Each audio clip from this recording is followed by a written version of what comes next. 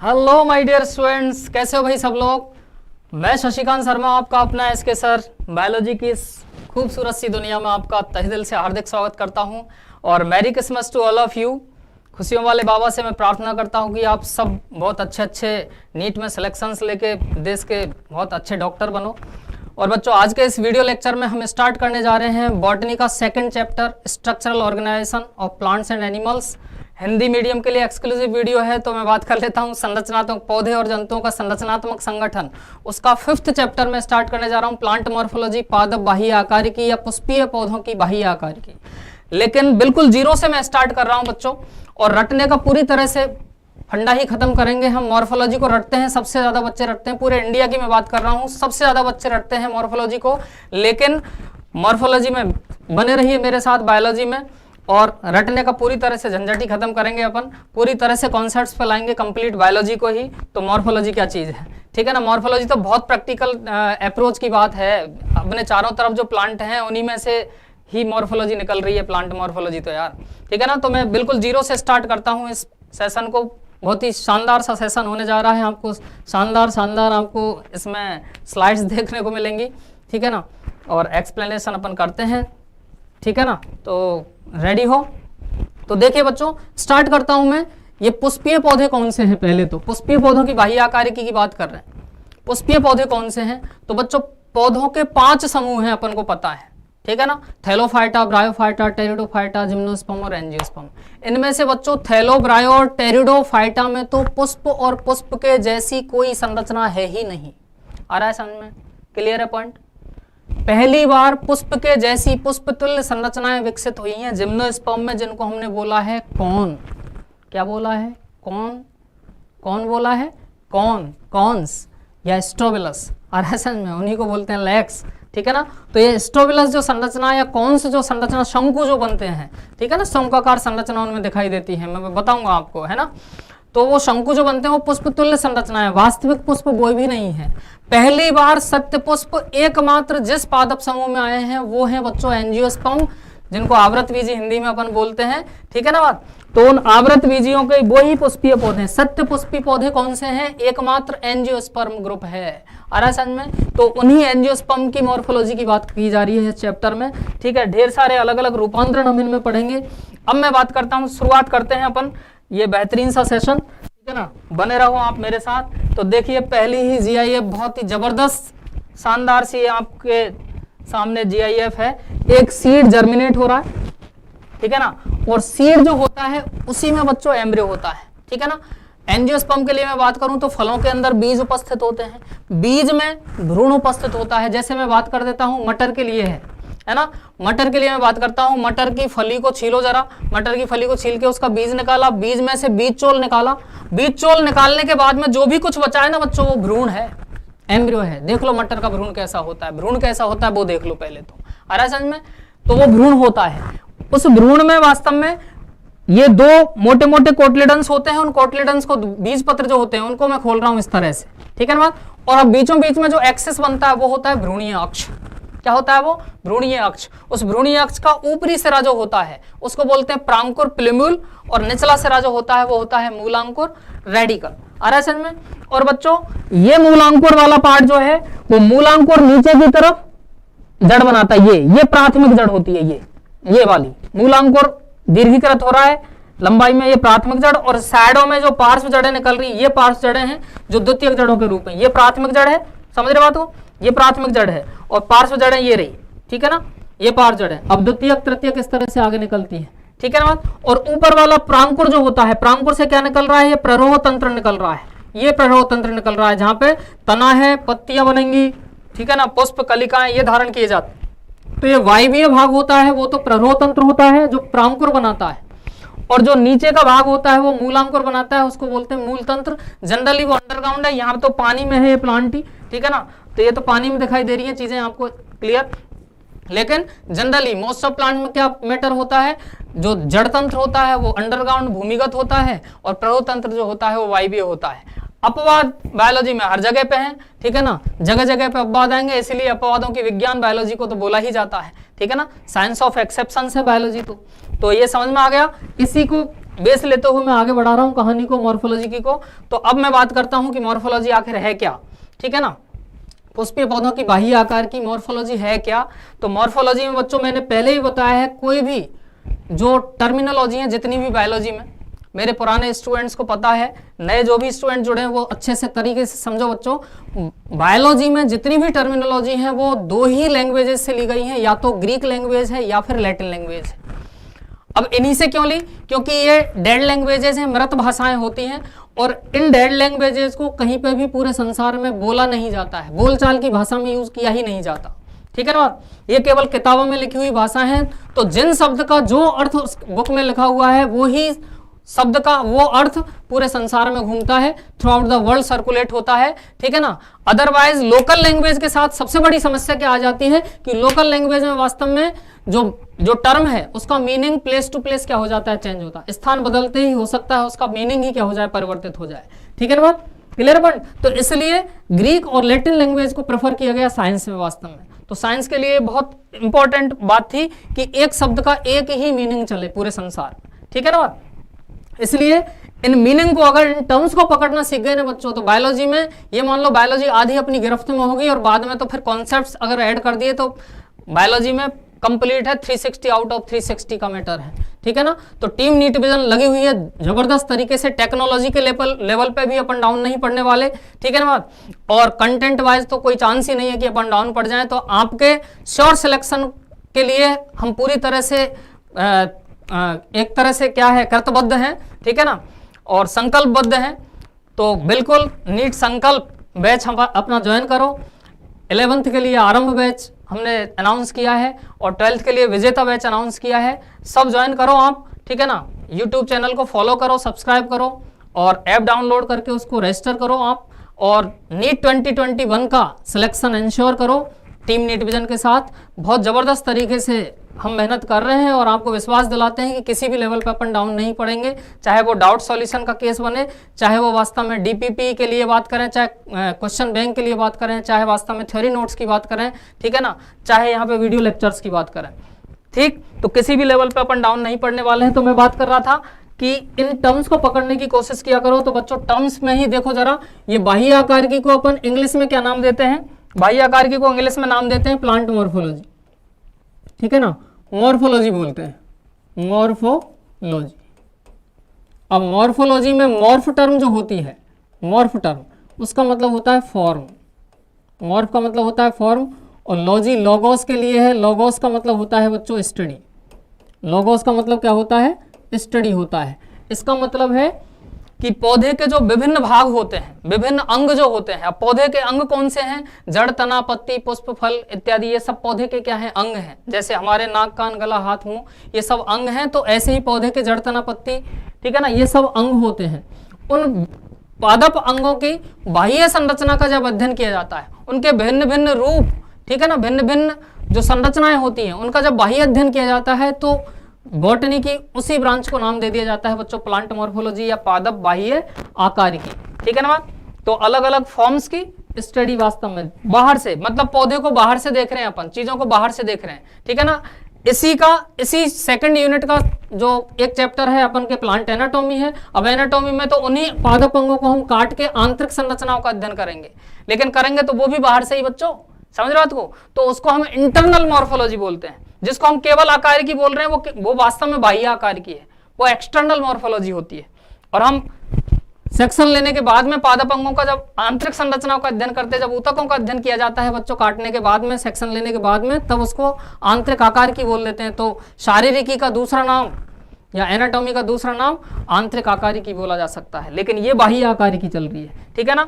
तो बाह्य आकारिकी की परिभाषा क्या तय हुई, बाह्य आकारिकी की परिभाषा में देखो जरा, पादप आकारिकी में विभिन्न पादप अंगों के भिन्न भिन्न रूप तथा लक्षणों की बाह्य संरचना का अध्ययन किया जाता है। अपने आप लैंग्वेज बनेगी, समझ लो चीजों को तरीके से, ठीक है ना। एनसीईआरटी की लैंग्वेज, एनसीईआरटी के एक एक शब्द को मैं यहाँ पे उड़ेल रहा हूँ, टेंशन लेने की जरूरत नहीं है, ठीक है ना। सारे डायग्राम, सारे कॉन्सेप्ट, सारी टर्म्स, सारे वर्ड्स, एक एक शब्द यहाँ पे आएंगे, और एक्स्ट्रा जो सपोर्ट के लिए जो मटेरियल होना चाहिए वो आपके पास पहुंचेगा वीडियो लेक्चर में। कंप्लीट वीडियो लेक्चर यहाँ पे प्रोवाइड करवाया जा रहा है टीम नीट विजन के द्वारा, ठीक है ना। तो देखो जरा, अब सरसों का पौधा अपन को दे रखा है कंप्लीट, है ना। इस सरसों के पौधे के लिए अगर मैं बात करूं तो मैंने बताया था भाई कि ये तो अंडरग्राउंड पार्ट है जो जड़ वाला है, ये तो किसने बनाया होगा, मूलांकुर ने। तो प्राथमिक जड़ जो मूलांकुर से सबसे पहले बनती है वो प्राथमिक जड़ होती है, और उसकी शाखाएं जो होती हैं वो द्वितीयक तृतीयक इस तरह की चल रही हैं, जैसा कि आप देख रहे हो। ये अंडरग्राउंड पार्ट है, ठीक है ना। ऊपर वाला जो पार्ट है वो वायवीय भाग है, प्ररोह तंत्र होता है। और इसका मेन ट्रंक जो होता है वो तो है ये तना, समझ रहे हो। और तना धारण करता है शाखाएं, पत्तियां, पुष्प, कलिकाएं, ये सब आप देख रहे हो। पुष्प है, ये फल है, ये तना है, पत्तियां हैं, ठीक है ना। इसके अलावा पर्व और पर्व संधि। अब ये पर्व संधि और पर्व का क्या लफड़ा है? पर्व संधि वो पॉइंट होते हैं बच्चों, वो जगह होती हैं जहां से ये पत्तियां निकलती हैं। पर्व संधियों पर लगती हैं पत्तियां। पर्व संधि क्या बोलते हैं? नोड, ठीक है ना। और दो पर्व संधियों के बीच में, जैसे अगर मैं बात करूं तो ये एक पर्व संधि है, ठीक है ना, दूसरी ये पर्व संधि है। इन दो पर्व संधियों के बीच में ये वाला जो भाग आप देख रहे हो, इसको हम क्या नाम देते हैं बच्चों? इंटरनोड, पर्व बोल देते हैं। अब जहां पे पर्व संधि पर जो पत्ती लगती है बच्चों, उसमें ये बिल्कुल एक ये मान लो कंडेंस्ड शूट फॉर्म जो होती है, एक संघनित जो प्ररोह का रूप जो होता है, जो अपरिपक्व होता है, उसको हम नाम देते हैं कलिका। क्या बोल रहा हूं? कलिका की परिभाषा, कलिका की बेस्ट परिभाषा क्या हो सकती है? Immature condensed shoot is called bud. आ रहा है समझ में? कलिका बोलते हैं उसको। संघनित, संघनित, ठीक है ना, अपरिपक्व प्ररोह जो होता है वो कलिका है, समझ रहे हो। ये मान लो आप। अब ये कलिका की स्थिति पौधे पर कौन सी है? तो अगर ये पत्ती की कक्षा में लगती है तब ये कक्षस्थ कलिका होती है। तो ये जो कलिका आप देख रहे हो इसको कौन सी बोल दूं मैं? कक्षस्थ कलिका। इंग्लिश भी ध्यान रखना बच्चों, में हिंदी के साथ साथ इंग्लिश भी आपको नोट डाउन करवाता हूं, ठीक है ना, क्योंकि कई जगह पे अपन को हिंदी फायदा देगी, कई जगह पे इंग्लिश। आप दोनों को कवर करते हुए चलो। हिंदी में तो मैं सारा बता ही रहा हूँ, हिंदी मीडियम के हो, हिंदी में तो बता ही रहा हूँ, लेकिन साथ में इंग्लिश में भी, क्योंकि कई बार एक दो क्वेश्चन उसके चक्कर में गड़बड़ हो जाते हैं, ठीक है ना। तो वो भी गड़बड़ ना हो, अपन सबको समेटते हुए चलेंगे, ठीक है ना। तो इसको कक्षस्थ कलिका बोलते हैं, और कक्षस्थ कलिका को इंग्लिश में नाम देते हैं बच्चों एक्सिलरी या लेटरल वर्ड, पार्श्व कलिका बोल सकते हैं। कौन सी? पार्श्व कलिका बोल सकते हैं। तो ये लेटरल वर्ड है, समझ रहे हो बात को। अच्छा, अगर ये बिल्कुल शीर्ष पर लगी होती तब शीर्षस्थ कलिका बोल देते, या अंत पे, शीर्ष मतलब अंत पे लगी है तो अंतस्थ कलिका बोल दो। टर्मिनल वर्ड या एपिकल वर्ड बोल सकते हो। समझ में? बिल्कुल टिप पर जो कलिका लगी होती है वो टर्मिनल या एपिकल वर्ड का केस बताया जा सकता है। बिल्कुल टिप पर जो लगी रहेगी, है ना, बिल्कुल टिप पर जो चलेगी उसको टर्मिनल वर्ड या एपिकल वर्ड बोलते हैं। ये टर्मिनल, ठीक है ना, या फिर इसी को एपिक। शीर्षस्थ कलिका बोलते या अंतस्थ कलिका बोल सकते हो। आ रहा है समझ में? ये कंडीशन, कोई दिक्कत है? चलो अब मैं आगे बढ़ता हूं। तो ये पूरा की पूरा प्ररोह तंत्र है। तो देखो जरा, यहाँ पे मैंने थोड़ा सा शॉर्ट में बता दिया है कि एक प्रारूपिक जो पुष्पीय पौधा है उसके दो प्रमुख भाग होते हैं, प्ररोह तंत्र और मूल तंत्र। प्ररोह तंत्र जो विकसित होता है वो बीज में जो भ्रूण उपस्थित होता है, भ्रूण के प्रांकुर वाले भाग से उपस्थित होता है। अंकुरित हो रहे बीज के भ्रूण के प्रांकुर, भ्रूण के प्रांकुर से उत्पन्न होता है। इसमें तना, शाखाएं, पत्तियां, पुष्प, फल इत्यादि ये शामिल है, ठीक है ना। जड़ तंत्र के लिए देखो भूमिगत भाग होता है, भ्रूण के मूलांकुर से विकसित होता है। इसमें कोई समस्या है? क्लियर हो चुका है पॉइंट, ठीक है ना, दिक्कत है नहीं? नो दिक्कत। तो बढ़े आगे, चलो बढ़ो आगे। अगला पॉइंट एक बहुत ही बेहतरीन सी लाइन दे रखी है एनसीईआरटी ने, उसको डिस्क्राइब करते हैं कि ये वास्तव में जड़, तना, पत्ती अपन देखते हैं भिन्न भिन्न पौधों में पत्तियों की संरचना, आकार, आकृति, रंग, ये सब क्या होते हैं अलग। पुष्प की आकार, आकृति, रंग जो होते हैं वो सब क्या होते हैं? डिफरेंट होते हैं। इतनी सारी वैरायटी मिलती है, इतने सारे वेरिएशंस मिलते हैं वास्तव में प्रकृति में अपन को, पौधों में, अलग अलग पौधों में, अलग अलग आवास में चले जाएं, ठीक है ना। तो अलग अलग आवास में वास्तव में वहां की चूंकि वातावरणीय परिस्थितियां भी क्या होती हैं बच्चों? अलग अलग होती हैं। अब जब वातावरणीय परिस्थितियां अलग अलग होती हैं तो उन वातावरणीय परिस्थितियों के लिए पौधे जो मिलेंगे वहां पे, जो फौना मिलेगा, वहां की जो पादप जाति मिलेंगी जिसको हम फौना बोलते हैं, ठीक है ना। तो वहां की पादप जो है वो उस विशेष वातावरणीय परिस्थिति के लिए अपने आप को बेस्ट फिट करने के लिए, ठीक है ना, क्या करते हैं? चेंजेस लाते हैं, आकार की, शारीरिक की, ठीक है ना, इस तरह के चेंजेस लाते हैं। और ये अच्छे चेंजेस जो होते हैं उन्हीं को बोल देते हैं बच्चों हम अनुकूलन। तो वास्तव में एक बहुत बेहतरीन सी लाइन दे रखी है यहाँ पे जो आप देख पा रहे हो मेरे पीछे, ठीक है ना, स्क्रीन पर, कि विभिन्न पादप अंगों की भिन्नताएं उनके वातावरण में पौधों के अनुकूलनों के रूप में पाई जाती हैं। वो वास्तव में उनके अनुकूलन है, जो चेंजेस हैं, जो विभिन्नताएं आप देखते हैं, ठीक है ना, ये अनुकूलनों के रूप में है। वो वहां पे उनको बेस्ट फिट बनाते हैं, ठीक है ना। जैसे कैसे अनुकूलन किस किस के लिए हो सकते हैं? जैसे अलग अलग आवास अपन देखें तो भिन्न भिन्न आवास के लिए अनुकूलन हो सकते हैं वो, ठीक है ना। जैसे यहाँ पे आप देख रहे हो, ये वाला जो फोटो आप देख रहे हो, ये ट्रॉपिकल रेन फॉरेस्ट का फोटो आप देख रहे हो, ठीक है ना। तो यहाँ पे अलग वेजिटेशन मिलता है, और यहाँ पे ये रेगिस्तान देख रहे हो आप पूरी तरह से। यहाँ पे ये जो आप देख रहे हो कैक्टस, ठीक है ना, ओपनसिया वगैरह, ये देख पा रहे हो आप यहाँ पे। ये यहाँ पे डेजर्ट प्लांट है, जीरोफिटिक प्लांट्स यहाँ पे हैं, समझ रहे हो तुम। ऐसे ही अगर मैं बात करूं तो दूसरा जैसे सुरक्षा के लिए अनुकूलन है। सुरक्षा के लिए अनुकूलन वास्तव में पत्तियां कांटों में कन्वर्ट हो जाती हैं, स्पाइन्स में कन्वर्ट हो जाती हैं, जैसे नागफनी अपन ने देखा है, ठीक है ना। ऐसे ही बोगेनविलिया जो होता है, सिट्रस जो होता है, उसमें कक्षस्थ कलिका जो होती है, जो तने का भाग है, ठीक है ना, वो वास्तव में थॉर्न में, शूल में कन्वर्ट हो जाता है, वो भी कांटे हैं। अब कांटे भी अलग अलग तरह के होते हैं, उन कांटों का भी देखेंगे, पूरी कहानी खाका तैयार करेंगे, आगे आने वाले हैं, ठीक है ना। अगले वीडियो लेक्चर्स में सब चीज आएंगी, एक एक करके डिस्क्राइब करेंगे। अभी ब्रीफिंग कर रहा हूं मैं बस छोटा छोटा सा। ये बबूल के कांटे आपको दिखा रखे हैं। नेक्स्ट आ जाता है आरोहण के लिए। आरोहण के लिए टेंडल्स, प्रतान, स्प्रिंग लाइक संरचना आपने देखी है, जो वास्तव में बेलों को, जो वुड क्लाइंबर्स होते हैं, उनको कहां ले जाती हैं, ऊपर सपोर्ट के सहारे ऊपर ले जाती हैं। वो स्प्रिंग लाइक स्ट्रक्चर्स को टेंडल्स बोल देते हैं, वो भी रूपांतरण ही है, ठीक है ना। ऐसे ही भोजन संग्रह के लिए वास्तव में कई सारे जड़, तना, ये भोजन जैसे आलू के लिए मैं बात करूं तो वहां पे भोजन संग्रह कर रखा है, वो तना है आलू जो अपन खाते हैं, ठीक है ना। इसके अलावा ये जड़ें दे रखी हैं, जैसे ये शलजम है, टर्निप वाला केस है, ये गाजर है, ठीक है ना, ये शकरकंद है, इन्होंने भोजन संग्रह कर रखा है और फूल गई, ठीक है ना, इसलिए एडिबल रूट बन गई, खाद्य जड़ है ये, इनको खाया जाता है इन जड़ों को। अरे खाने वाले भाग हैं ही कौन से, कंद, मूल और फल। कंद क्या है, ट्यूबर, जो आलू वो कंद के रूप में है, समझ रहा है तो। मूल क्या है, जड़ है, ये खाने वाली भाग होती हैं, ठीक है ना। और फल तो खाने वाला है ही, फल तो ढेर सारे हैं ही, हालांकि कई सारे फलों को अपन नहीं खा पाते, ठीक है, गड़बड़ हो जाता है। धतूरे को खाओगे क्या, मरवाओगे? धतूरे को शिव शंकर खा पाता है बस, हाँ, शिव जी खा पाते हैं, ठीक है ना, इसीलिए तो तांडव कर रहे हैं नहीं, अरे आओ जगह पे, ठीक है, क्योंकि वो भांग धतूरा वो ही खाते रहते हैं, है ना, तो मामला गड़बड़ है। विष को पी गए तो तांडव नहीं करेंगे तो और क्या करेंगे, नहीं।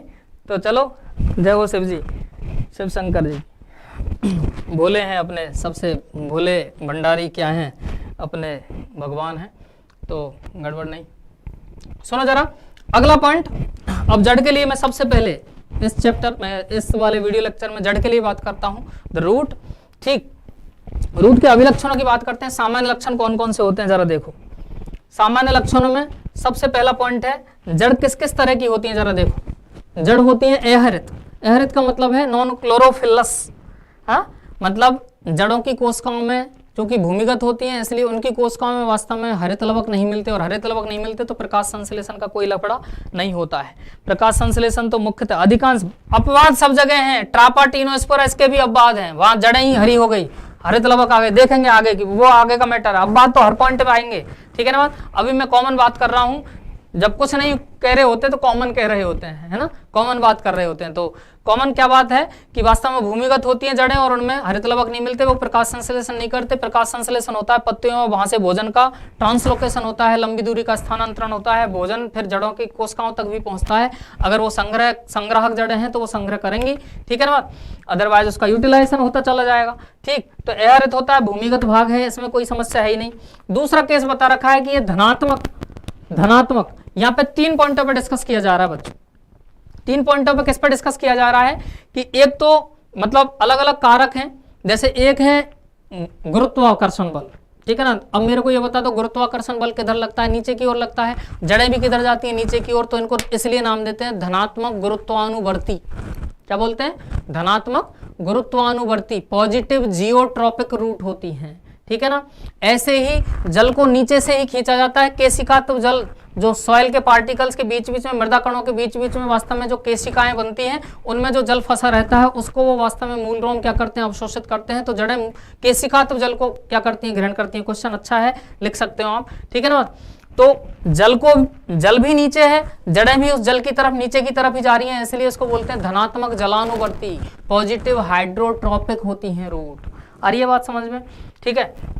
तो देखना जरा, धनात्मक गुरुत्वानुवर्ती, जियोट्रॉपिक, जियो टर्म वास्तव में गुरुत्व के लिए या फिर सॉइल से रिलेटेड करो आप, ठीक है ना, जियो टर्म गुरुत्व या फिर सॉइल से रिलेट करोगे। और जलानुवर्ती हाइड्रो टर्म वास्तव में किसके लिए है, जल के लिए है, ठीक है ना। ये वास्तव में जो है वो गुरुत्व के लिए, या फिर मैं क्या बोलूं, सॉइल से रिलेट कर दो, ठीक है ना, इनके लिए आती है। ज्योग्राफी, है ना, क्या बोलते हैं, भूगोल, है ना, ज्योग्राफी का केस बनता है ना, तो यही कंडीशन होती है। अब सुनो, इसके बाद में दूसरा पॉइंट बनता है कि ऋणात्मक क्या होती है। ऋणात्मक वास्तव में प्रकाश के दर से आता है बच्चों, प्रकाश आता है यहां से, हाँ प्रकाश आता है, चलो मैं सूरज बनाता हूं, ये वाला दिख रहा है, ये लो, ये सूरज की किरणें आ रही हैं, सूरज की किरणें, ये तो ऊपर से आता है प्रकाश तो, ठीक है ना, लेकिन जड़ें जाती हैं नीचे की ओर, इसका मतलब उसके विरुद्ध जा रही हैं, तो क्या बोल दूं मैं, ऋणात्मक प्रकाशानुवर्ती, नेगेटिव फोटोट्रॉपिक, ठीक है ना, तो ये क्या होती है, नेगेटिव फोटोट्रॉपिक होती हैं। आ रही है बात समझ में।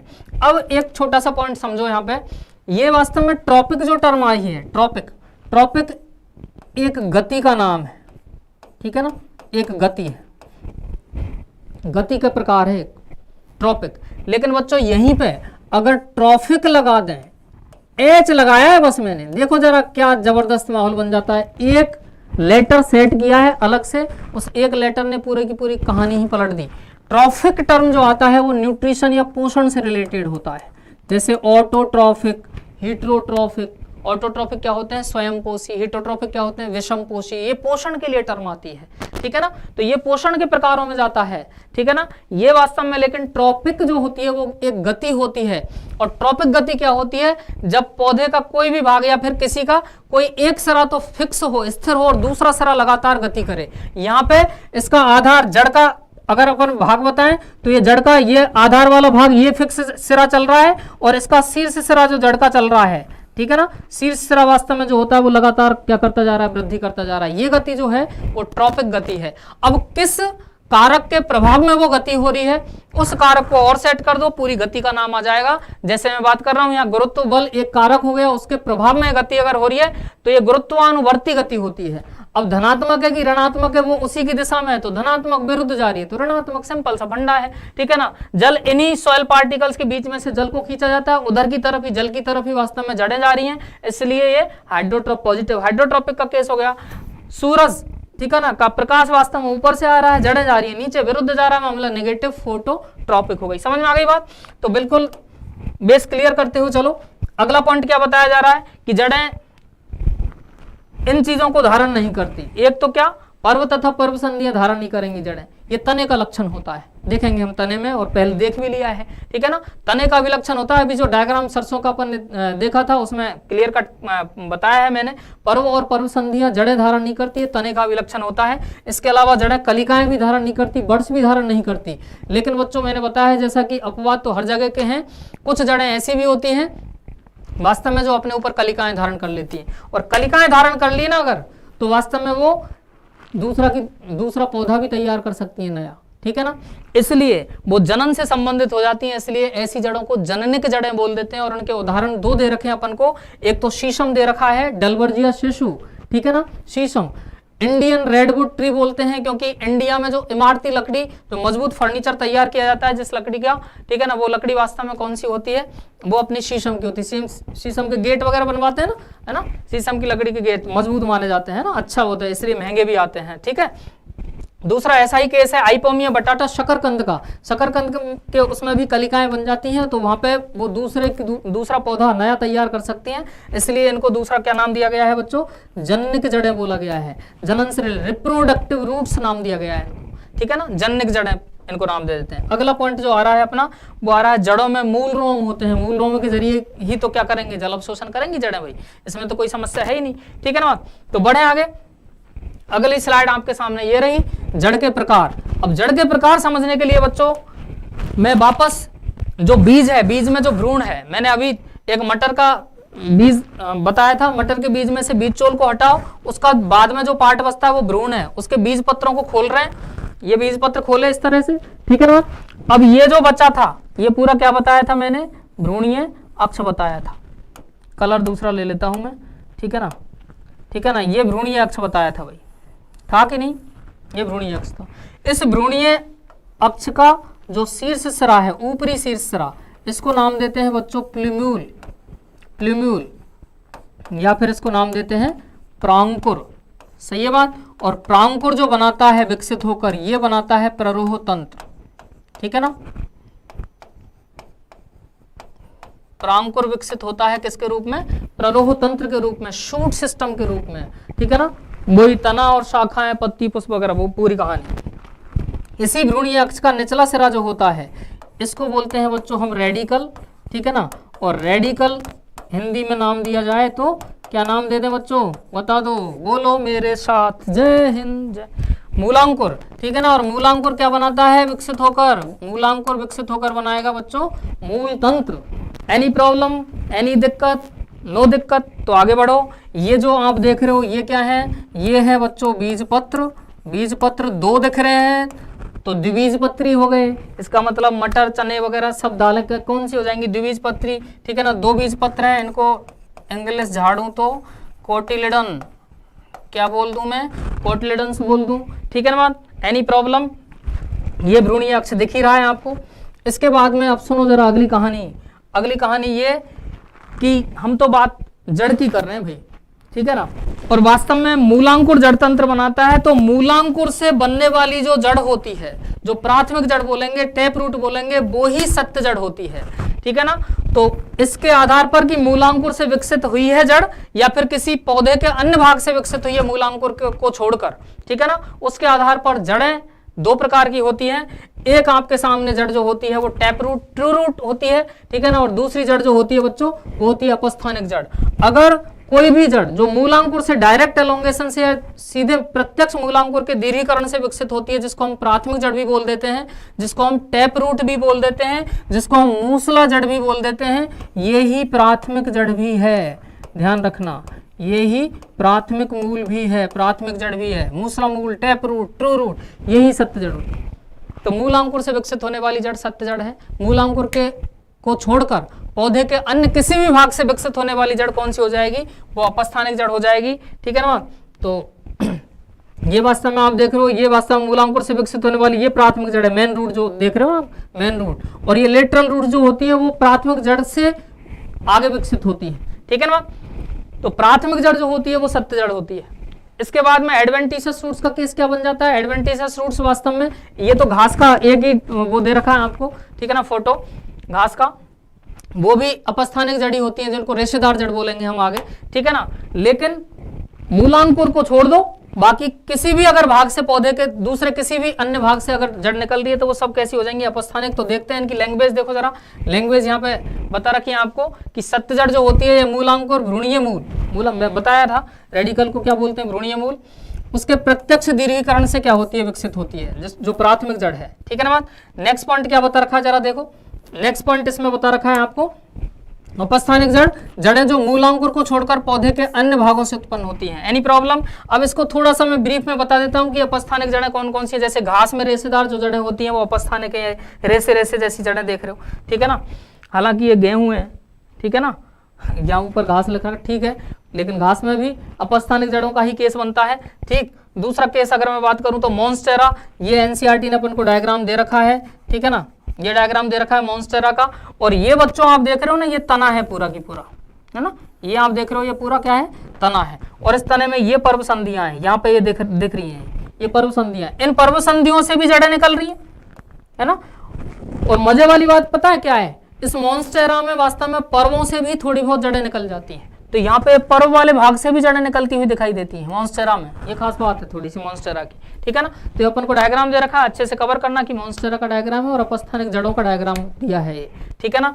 नेक्स्ट अगर मैं बात करूं तो अगला पॉइंट आ जाता है बरगद का। बरगद में ऊपर से लंबी लंबी जो शाखाएं होती है बरगद की, ठीक है ना। अब लंबी शाखाएं हाथ जैसे इतना है तब तक तो ठीक है, लेकिन शाखा अगर 1 किलोमीटर लंबा हाथ कर दिया तो ये नीचे ही जाएगा ना। तो नीचे जाएगा तो बीच बीच में क्या कर दो पिलर लगा दो, ठीक है ना, खंभ लगा दो। तो खंभ जो मूल होती हैं वो प्रॉप रूट, पिलर रूट्स वही बरगद की हैं। तो ऊपर से जब तक निकलती है तब तक तो वजन है, ठीक है ना, तब तक तो मस्त तरीके से झूला झूलते रहो इनसे। लेकिन ये इनका उद्देश्य क्या है, उद्देश्य ये है कि उन लंबी शाखाओं को ये सहारा देंगी। कैसे सहारा देंगी, इतने लंबी शाखाएं जैसे हैं, ठीक है ना। अब यहाँ से जड़ निकली और नीचे जाके परिपक्व होकर जब जमीन में चली जाती है, ठीक है ना, तब ये खंभ के जैसे क्या देती हैं, उसको सहारा देती हैं। आ रही है बात समझ।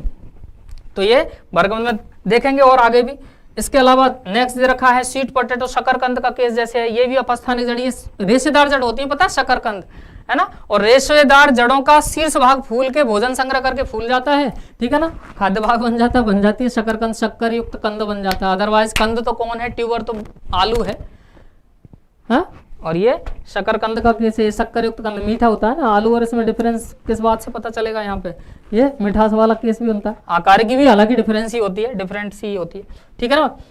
चले बढ़े आगे, तो नेक्स्ट स्लाइड पे आते हैं। अब एक एक करके बात करते हैं, रूट सिस्टम की बात करते हैं, मूल तंत्र, रूट सिस्टम।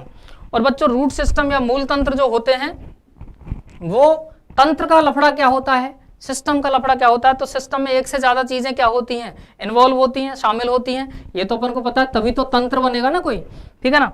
अब जैसे मैं बात करता हूं, ये दो तरह की होते हैं मूल तंत्र वास्तव में। एक तो होता है कौन सा, टैप रूट सिस्टम, मूसला मूल तंत्र, और दूसरा होता है वास्तव में कौन सा, दूसरा होता है ये टैप रूट सिस्टम का केस, ठीक है ना, और दूसरा होता है रेशेदार मूल तंत्र। अभी देखते हैं टैप रूट सिस्टम का लफड़ा क्या है। टैप रूट सिस्टम में बच्चों ध्यान रखना, ये जैसे जड़ है, मूलांकुर से, रेडिकल से ये प्राथमिक जड़ निकली होगी, ये पहले जड़ निकलती है, सबसे पहले ये निकलती है प्राथमिक जड़, जो गहराई में चली जाती है, सॉइल में चली जाती है पेनिट्रेट करके, ठीक है ना। उसके बाद में इसी की शाखाएं पार्श्व जड़ों के रूप में बनती हैं, ये पार्श्व शाखाएं हैं, ये वास्तव में लेटरल रूट्स हैं, ठीक है ना। तो ये जो आप देख रहे हो ये एक्चुअल में कौन सी जड़ हुई, प्राथमिक जड़,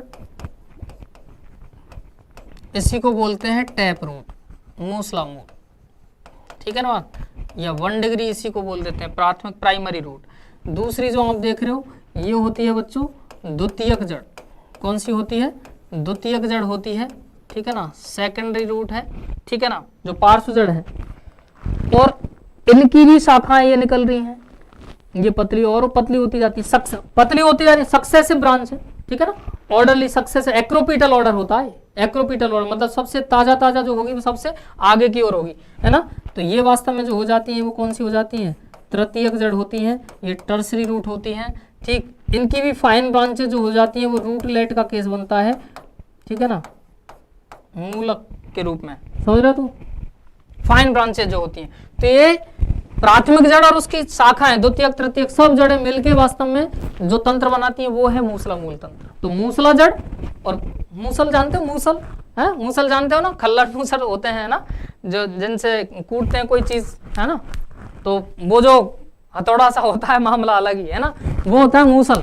तो मुख्य भाग जो होता है ना, तो मुख्य जड़ को मूसला जड़ बोला गया है ना, टैप रूट बोला गया है। और उसी के जो शाखाएं हैं लेटरल ब्रांचेज, ध्यान रखना ये लेटरल ब्रांचेज वास्तव में एनाटॉमी का थोड़ा सा मैं पुट बता देता हूँ। ये लेटरल ब्रांचेज अराइज होती हैं पेरीसाइकिल से, परिरंभ से, अंदर से अराइज होती हैं, अंतर्जात उत्पत्ति की होती है, और आगे मैं डिस्कस करूंगा इसके बारे में, ठीक है ना। तो ये पूरा की पूरा सारी की सारी जड़ें मिलकर बनाती हैं मूसला मूल तंत्र। इसके बाद में नेक्स्ट आ जाता है कौन सा, रेशेदार मूल तंत्र। रेशेदार मूल तंत्र में क्या होता है बच्चों लफड़ा, इसमें एक्चुअल में देखो पहले मूलांकुर से जड़ निकलेगी, वो प्राथमिक जड़ ही होगी। तो प्राथमिक जड़ तो बनती तो इनमें भी हुई, ध्यान रखना, रेशेदार मूल तंत्र में ही प्राथमिक जड़ बनती है, ठीक है ना, लेकिन वो अल्पकालिक होती है और तुरंत ही क्या हो जाती है, नष्ट हो जाती है ना।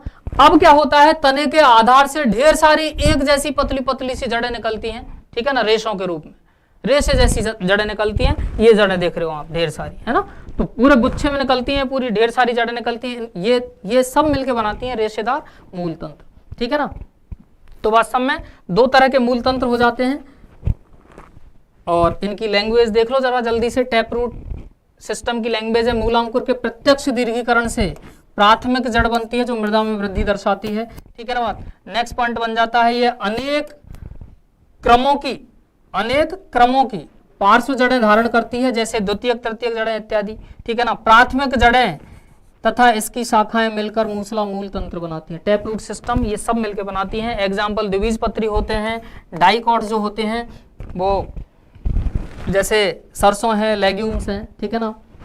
तो ये वास्तव में कौन से हो जाएंगे, टैप रूट सिस्टम रखेंगे। इसके अलावा दूसरा केस अगर मैं बात करूं तो फाइब्रस या सिस्टम जो होता है, या रेशेदार मूल तंत्र जो होता है, एक बीजपत्री पौधों में वास्तव में देखने को मिलता है मामला, ठीक है ना।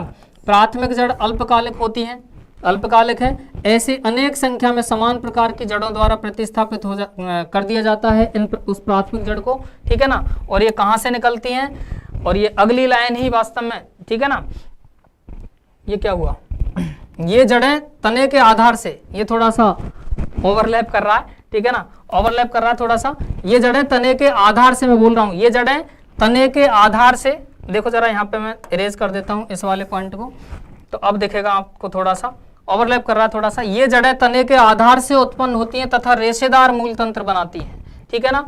और ये जो लाइन है, ये जो ओवरलैप हुई है, ये लाइन ही नीट 2020 में क्वेश्चन की फॉर्म में आई है, डायरेक्ट उठ के नीट 2020 में क्वेश्चन की फॉर्म में आई है, ठीक है ना। मैं यहाँ पे लिख देता हूँ, ये पूरा की पूरा वापस से एक पॉइंट बना देता हूँ, ये जड़ें तने के आधार से उत्पन्न होती है, ठीक है ना, कोई दिक्कत है। ये क्वेश्चन आया है, ये एज इट इज लाइन कि तने के आधार से उत्पन्न होने वाली जड़ें कौन सी होती हैं, तो आंसर कौन सा गया है, फाइब्रस रूट्स, ठीक है ना बात। उसमें दूसरे और भी दे रखे थे, अलग अलग एग्जाम वो दे रखे थे, देखेंगे उस क्वेश्चन को भी आगे अगले उनमें देख लेंगे जब क्वेश्चंस अपन सॉल्व करेंगे, ठीक है ना। तो ये क्वेश्चन अभी नीट 2020 मॉर्फोलॉजी में 3 क्वेश्चंस नीट 2020 में आए हैं एक्सक्लूसिवली, ठीक है ना। मॉर्फोलॉजी के ये वास्तव में कॉन्सेप्ट जो होते हैं वो reproduction in flowering plant, taxonomy, इनसे कनेक्ट हो जाते हैं, तो बायोलॉजी में बहुत जगह जगह पर ये मॉर्फोलॉजी घुस जाती है, इसलिए इनके जो सिलेक्टेड एग्जाम्पल से कम एनसीईआरटी ने जहाँ जहाँ दे रखे हैं लगभग उनको तो अपन को कवर करना है, और उन्हीं के इर्द गिर्द में पूरी की पूरी मॉर्फोलॉजी को चलाऊंगा बच्चों, ठीक है ना। तो अपन बहुत ज़्यादा ऐसा भी नहीं कि बहुत ज़्यादा एक्स्ट्रा पढ़े जो कोई मतलब ही नहीं निकलेगा जिसका, है ना, उसका कोई तुक भी नहीं है, लेकिन इतना अपन को पढ़ना जरूर है कि वो कंप्लीट एनसीईआरटी को कवर कर जाए, ठीक है ना। जहां जहां एनसीईआरटी में कोई रिलेटेड एग्जांपल आ गए, अब ये कोई जरूरी नहीं है कि मॉर्फोलॉजी में ही जो एग्जांपल अपन को दे रखा है एनसीईआरटी ने वो ही आए, ठीक है ना, कनेक्टेड भी तो हैं और भी बहुत सारे जो मॉर्फोलॉजी से कनेक्ट हो जाते हैं, ठीक है ना। तो उन एग्जाम्पल्स को जो एनसीईआरटी ने दे रखे कहीं ना कहीं, ठीक है ना, उनको अपन कवर करते हुए चलेंगे, ठीक है ना।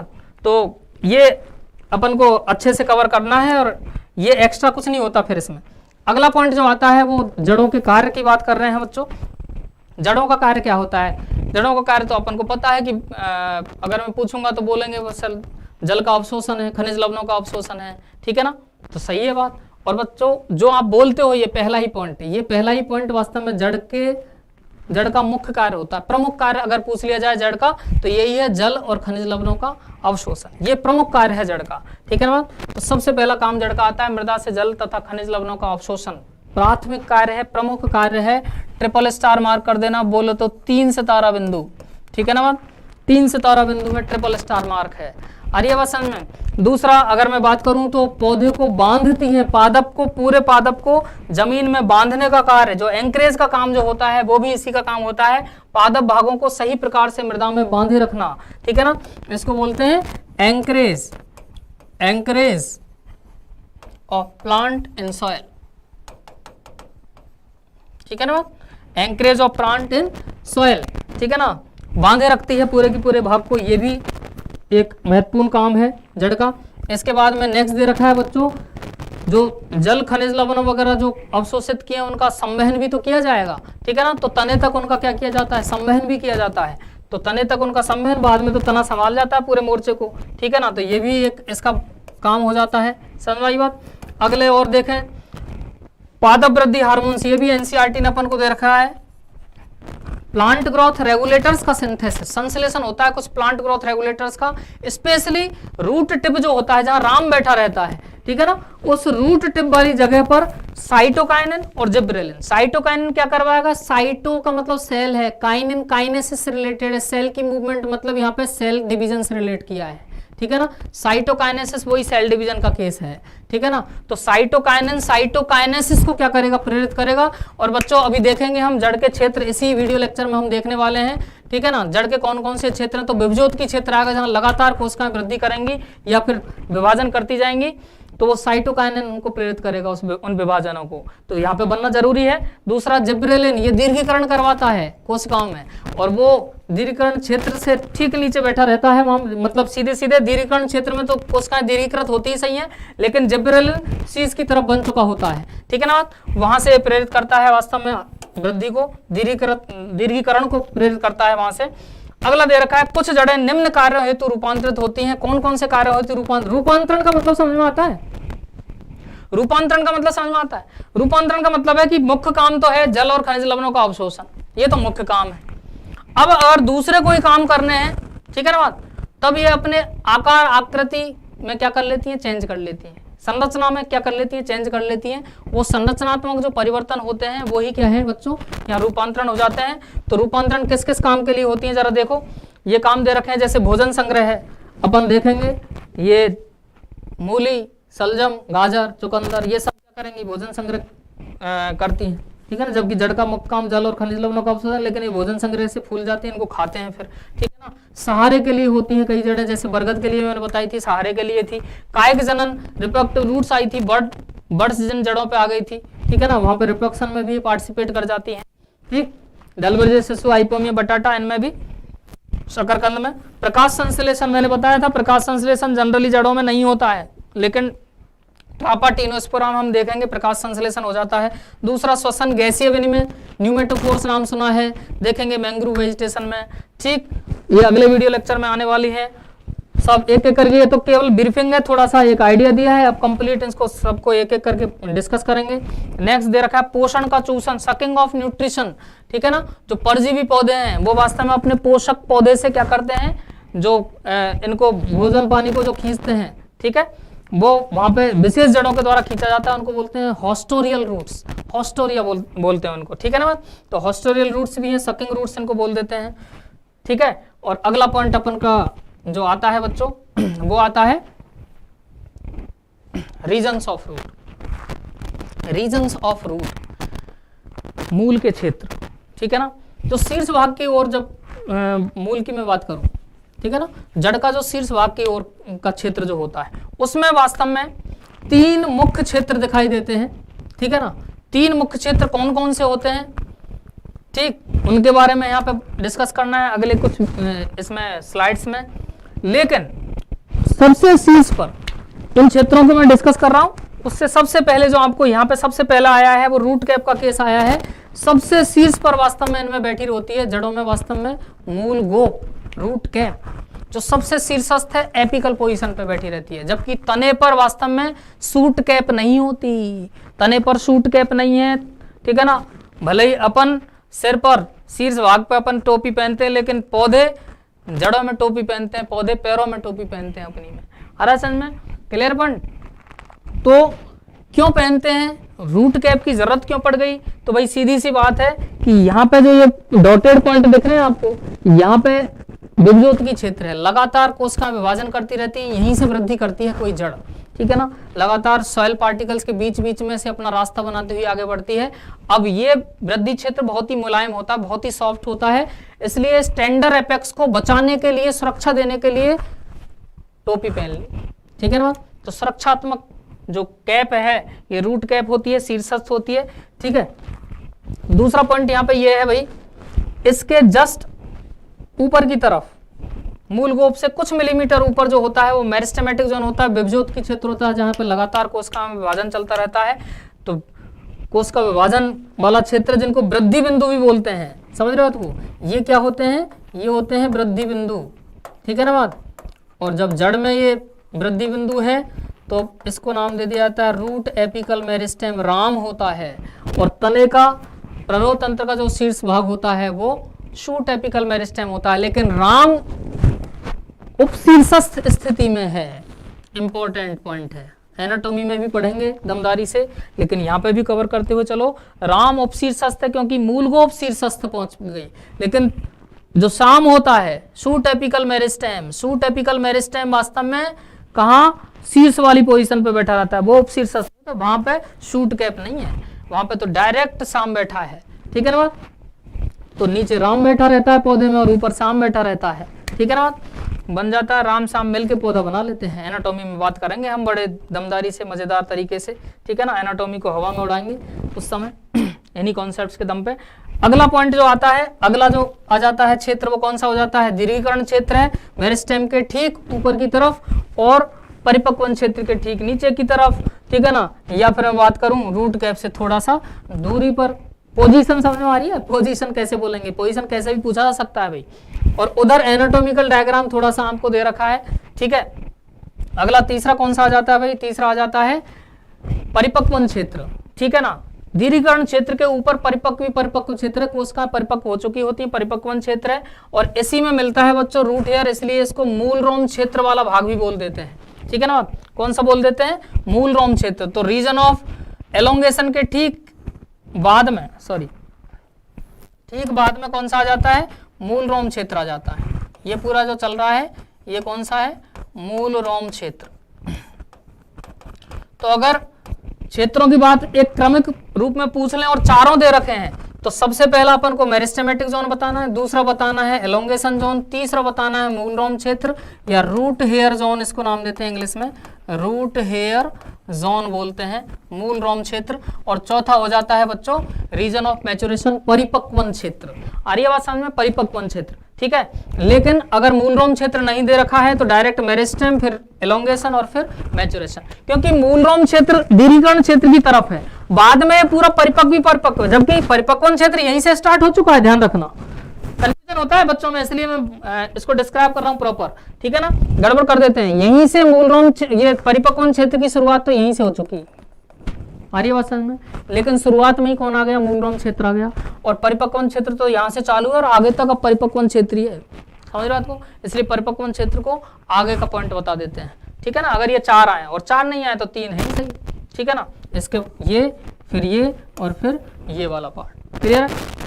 थोड़ा सा एनाटॉमिकल पॉइंट है यहाँ पे, जैसे ये रूट कैप का केस दे रखा है, रूट कैप के बाद में ये फिर मेरिस्टेमेटिक जोन बता दिया, ये एलोंगेशन जोन है, यहाँ दीर्घीकरण होता है कोशिकाओं में, और ये पूरा परिपक्वन क्षेत्र है। जब परिपक्व हो जाता है तो वहाँ पे वास्तव में प्राथमिक ऊतक विकसित हो जाते हैं, प्राथमिक ऊतक, प्राथमिक जाइलम, प्राथमिक फ्लोएम, ठीक है ना, वो संवहनी क्षेत्र बना लेते हैं, ठीक है ना। स्टील वाला रीजन देखेंगे अपन आगे, वैसे तो ये एनाटॉमी में पढ़ेंगे ढंग से, ठीक है ना। लेकिन मैं बता देता हूँ कि इन एक तो ये विभजोत की क्षेत्र और ये दीर्घीकरण क्षेत्र, इनमें एक्चुअल में संवहन ऊतकों का लफड़ा नहीं है। तो भोजन और जल का और खनिज लवणों का जो संवहन करवाया जाएगा वो कहाँ से करवाया जाएगा? वो इधर से करवाया जाएगा, आगे से, समझ रहे हो तो। और इसीलिए मूल रोमों को इसी जगह पर, इसी क्षेत्र में स्थान दिया गया। मूल रोम यहाँ पे क्यों नहीं लगा हुआ है? मूल रोम यहाँ लगा देते तो संवहन ऊतक की नहीं है, यहाँ पे उस पानी को कहाँ से व्यवस्था ही नहीं बैठती, ठीक है ना। इसलिए मूल रोम से जैसे ही बाहर से मृदा से पानी बाहर गया, मूल रोम से जाइलम में पहुंचा दिया जाता है, जाइलम से फिर अपलिफ्ट करवा दिया जाता है, ठीक है ना। फिर तो वास्तव में एसेंट ऑफ सेफ रसारोहण करवा दिया जाता है, ठीक है ना। ये अवशोषण यहाँ से यहाँ तक जो होगा वो अवशोषण वाला पथ होगा, और यहाँ से यहाँ जो ऊपर की तरफ जाएगा टॉपमोस्ट लीफ तक, वो वास्तव में क्या हो जाएगा बच्चों? रसारोहण हो जाएगा। आ रही है बात समझ में? ठीक है ना। बढ़े आगे, क्लियर? Any problem? तो बढ़ो आगे। नेक्स्ट, सबसे पहले एक एक पॉइंट की मैं बात करता हूं। सबसे पहले दे रखा है अपन को रूट कैप। रूट कैप का ही दूसरा नाम होता है बच्चों कैलेप्ट्रा, मूल गोप कैलेप्ट्रा। एनाटॉमी में हम एक पॉइंट पढ़ेंगे, ये कैलेप्ट्रा बनाने, मोनोकॉट्स रूट जो होती है ना, उनमें कैलेप्ट्रा या मूल गोप एक विशेष ऊतक, विभजोतक के द्वारा बनाया जाता है, जिसको बोलते हैं कैलेप्ट्रोजन। क्या नाम देते हैं? कैलेप्ट्रोजन। कैलेप्ट्रा को जनरेट करने वाला विभजोतक होता है कैलेप्ट्रोजन। एनाटॉमी का पॉइंट है थोड़ा सा, ठीक है ना, देखेंगे। तो कैलेप्ट्रा मूल गोप का ही नाम है। मूल गोप बनाने वाला गोपकजन बोलते हैं, हिंदी में बोलते हैं गोपकजन। मूल गोप को जनरेट करने वाला गोपकजन होता है, ठीक है ना। तो ये रूट कैप कैलेप्ट्रा के बारे में देखो जरा। सबसे पहला पॉइंट तो यहाँ पे यही है कि भाई शीर्षस्थ भाग में है, पहला पॉइंट। दूसरा पॉइंट ये है सुरक्षा का काम है। अब संरचना कैसी होती है? तो संरचना टोपी के जैसी संरचना होती है, कैप लाइक स्ट्रक्चर है, ठीक है ना। इसको लेकर नाम दिया है थिम्बल लाइक स्ट्रक्चर, ठीक है ना। एक टोप नुमा संरचना जो जड़ के शीर्ष को ढकती है, थिम्बल लाइक स्ट्रक्चर। ये थिम्बल का क्या लफड़ा होता है? थिम्बल एक्चुअल में पता है, जब सुई धागे से, सुई से जब सिलते हैं ना अपन, तो सुई चुभ जाती है ना कई बार, इनमें उंगलियों में चुभ जाती है। तो उंगलियों में चुभे नहीं सुई, उससे उंगलियों की सुरक्षा करने के लिए एक मेटल की क्या पहनते हैं? कैप लाइक स्ट्रक्चर पहनते हैं इन उंगलियों में, ठीक है ना, सिलते समय, ठीक है ना। उसको बोलते हैं thimble, that is called thimble. तो एक कैप लाइक स्ट्रक्चर है, मेटेलिक। अब ये तो मेटल की नहीं बनी है ना, तो लेकिन मेटेलिक स्ट्रक्चर होती है वो वास्तव में कैप लाइक, उसको बोलते हैं थिम्बल। तो वहीं से एक पॉइंट लिया गया है, एक टोप नुमा थिम्बल लाइक स्ट्रक्चर है जो शीर्ष को ढकती है, ठीक है ना। शीर्ष को ढकना जरूरी भी है भाई, क्यों? क्योंकि वहां विभजोतक बैठा है, इसके जस्ट ऊपर विभज्योतक बैठा है, अगर वो टूट गया तो पौधे की वृद्धि, वो जड़ की वृद्धि खत्म हो जाएगी। समझ रहे बात को, खेल ही खराब हो जाएगा, इसलिए उसको बचाना जरूरी है। अब कैसे बचाती है यार, ये ही शीर्ष तो भेद करके, मृदा को भेद करके अंदर नीचे तक जाती है जड़, ठीक है ना। ये भेदन कैसे हो पा रहा है, मृदा तो हार्ड भी होती है, ठीक है ना, बीच में से भेदन करते हुए कैसे जा रही है, तो ये फिर इसका दूसरा काम आ जाता है। रूट कैप भी देखो क्या जबरदस्त दूसरा काम संभाल रही है यहाँ पे, देखना जरा। मूल गोप मृदा को नम बनाने हेतु श्लेष्म स्रावित करती है ताकि जड़ का मृदा में भेदन सुगम हो सके। अरसन में ये मूल गोप है जो लुब्रिकेंट क्या करती है, सीक्रेट श्लेष्म स्रावित करती जाती है, मृदा नम बनती जाती है और भेदन आसान होता चला जाता है किसका, जड़ का मृदा में, ठीक है ना बात। और इसीलिए मजे वाली बात, साइटोलॉजी से लिंक कर रहा हूं कॉन्सेप्ट को, झेलना जरा, साइटोलॉजी से लिंक कर रहा हूं, इसीलिए ऐसा सेल ऑर्गेनेल जो स्त्रवन से संबंधित होगा वो इन मूल गोप की कोशिकाओं में ज्यादा मिलेगा। बताओ कौन सा सेल ऑर्गेनेल होना चाहिए ज्यादा, गोल्जी बॉडी सिक्रेशन से रिलेटेड सेल ऑर्गेनेल है साइटोलॉजी में, समझ में आ रही बात। उसको भी देखेंगे, हवा में उड़ाएंगे, टेंशन मत लो, अभी रिलेट करते चलो कॉन्सेप्ट्स को, कहाँ कहाँ से लिंक हो जाती है। देखो कोई सा चैप्टर कहीं से भी लिंक हो सकता है, पूरी बायोलॉजी को इधर यूं घूम सकती है बायोलॉजी। अरसन में लिंक करने वाली बात होती है, रटा कहीं पे जाता ही नहीं, ठीक है ना, लिंक करो चीजों को। सुनो जरा, तो ये काम गोल्जी बॉडी इसीलिए ज्यादा मिलती है मूल गोप की कोशिकाओं में। एनी प्रॉब्लम, नो प्रॉब्लम, तो आगे बढ़ो, ठीक है ना। अगला पॉइंट उन्होंने दे रखा है, चूंकि जड़ का शीर्ष भाग मृदा में अपना रास्ता बनाता है, अतः मूल गोप इस शीर्ष भाग को क्या देती है, सुरक्षा देती है।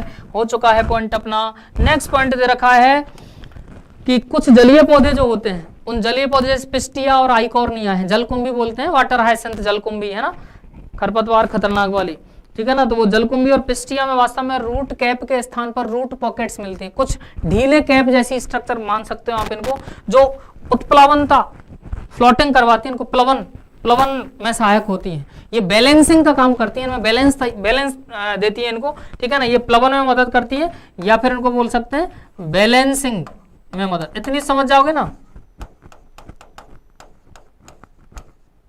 बैलेंसिंग में मदद करती है। अरे बात समझ, तो ये वाले क्लियर है पॉइंट, समझ में आ गई पूरी कहानी मूल गोप की, रूट कैप की, क्लियर है फंडा, एनी प्रॉब्लम। रूट कैप अगर, अच्छा एक और मजे वाली बात बता दूं, हालांकि आउट ऑफ एनसीईआरटी है भाई ये, ठीक है ना, लेकिन झेल लो थोड़ा सा, याद रखना वो कोई मैटर नहीं है, याद रखो ना रखो, लेकिन कॉन्सेप्ट थोड़ा सा दिमाग में रहना चाहिए।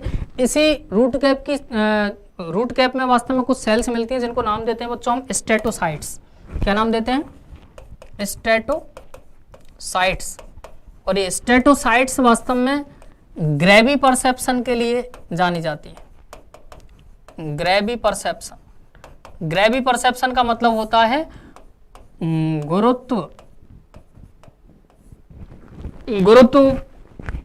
गुरुत्वाकर्षण का जो पार्ट है, गुरुत्वाकर्षण को वास्तव में क्या किया जाता है, इसके द्वारा ग्रहण किया जाता है, ठीक है ना, गुरुत्वग्राही है, ठीक है ना। तो गुरुत्वाकर्षण बल को जो ग्रहण किया जाता है कि किधर गुरुत्वाकर्षण बल लग रहा है, उसको ग्रहण करने के लिए स्पेशल सेल्स होती हैं, इसीलिए जड़ नीचे जाती है, इसीलिए जड़ नीचे की ओर वृद्धि करती है। गुरुत्वाकर्षण पॉजिटिव जियोट्रॉपिक बोला था हमने, ठीक है ना, ऊपर क्यों नहीं जा रही, जबकि एक पता है, एक साइंटिस्ट ने क्या किया, एक यंत्र लिया जिसको नाम देते हैं क्लाइनोस्टेट। उस क्लाइनोस्टेट यंत्र में क्या किया, उसमें जड़ को रख दिया, शीर्ष भाग तो ऊपर रहता, प्ररोह तंत्र ऊपर रहता, जड़ को अंदर पहुंचा दिया और उसके अंदर वास्तव में ग्रेविटी जीरो कर दी। और ग्रेविटी जीरो कर दी तो पता है जड़ की वृद्धि कैसी हुई, बताओ कैसी होनी चाहिए, ऊपर जाएगी, नीचे जाएगी, या फिर हॉरिजॉन्टल जाएगी। तो जड़ की हॉरिजॉन्टल ग्रोथ देखिए उस क्लाइनोस्टेट यंत्र, और उस ग्रोथ को नाम देते हैं एजियोट्रोपिक। ए एब्सेंट, जियो गुरुत्व, ठीक है ना, ट्रॉपिक मूवमेंट तो हुई है, लेकिन एजियोट्रोपिक गुरुत्वाकर्षण से के प्रभाव के बिना ही मूवमेंट हुई है, ठीक है ना। तो एजियोट्रोपिक में वास्तव में इस तरह से हॉरिजॉन्टल ग्रोथ लेनी जड़, ठीक है ना। तो ये स्टेटोसाइट्स की वजह से वास्तव में नीचे की तरफ जड़ जाती है, गुरुत्वाकर्षण के लिए ग्राह्य होती है ये कोशिका, ठीक है ना। एनी प्रॉब्लम, चलो था मजेदार पॉइंट, अब याद रखो नहीं रखो वो तुम्हारी हेडेक है, ठीक है ना। आगे बढ़ते हैं अपन, नेक्स्ट आ जाता है विभज्योत की क्षेत्र। अब पहला क्षेत्र आता है विभज्योत की क्षेत्र, मेरिस्टेमेटिक जोन।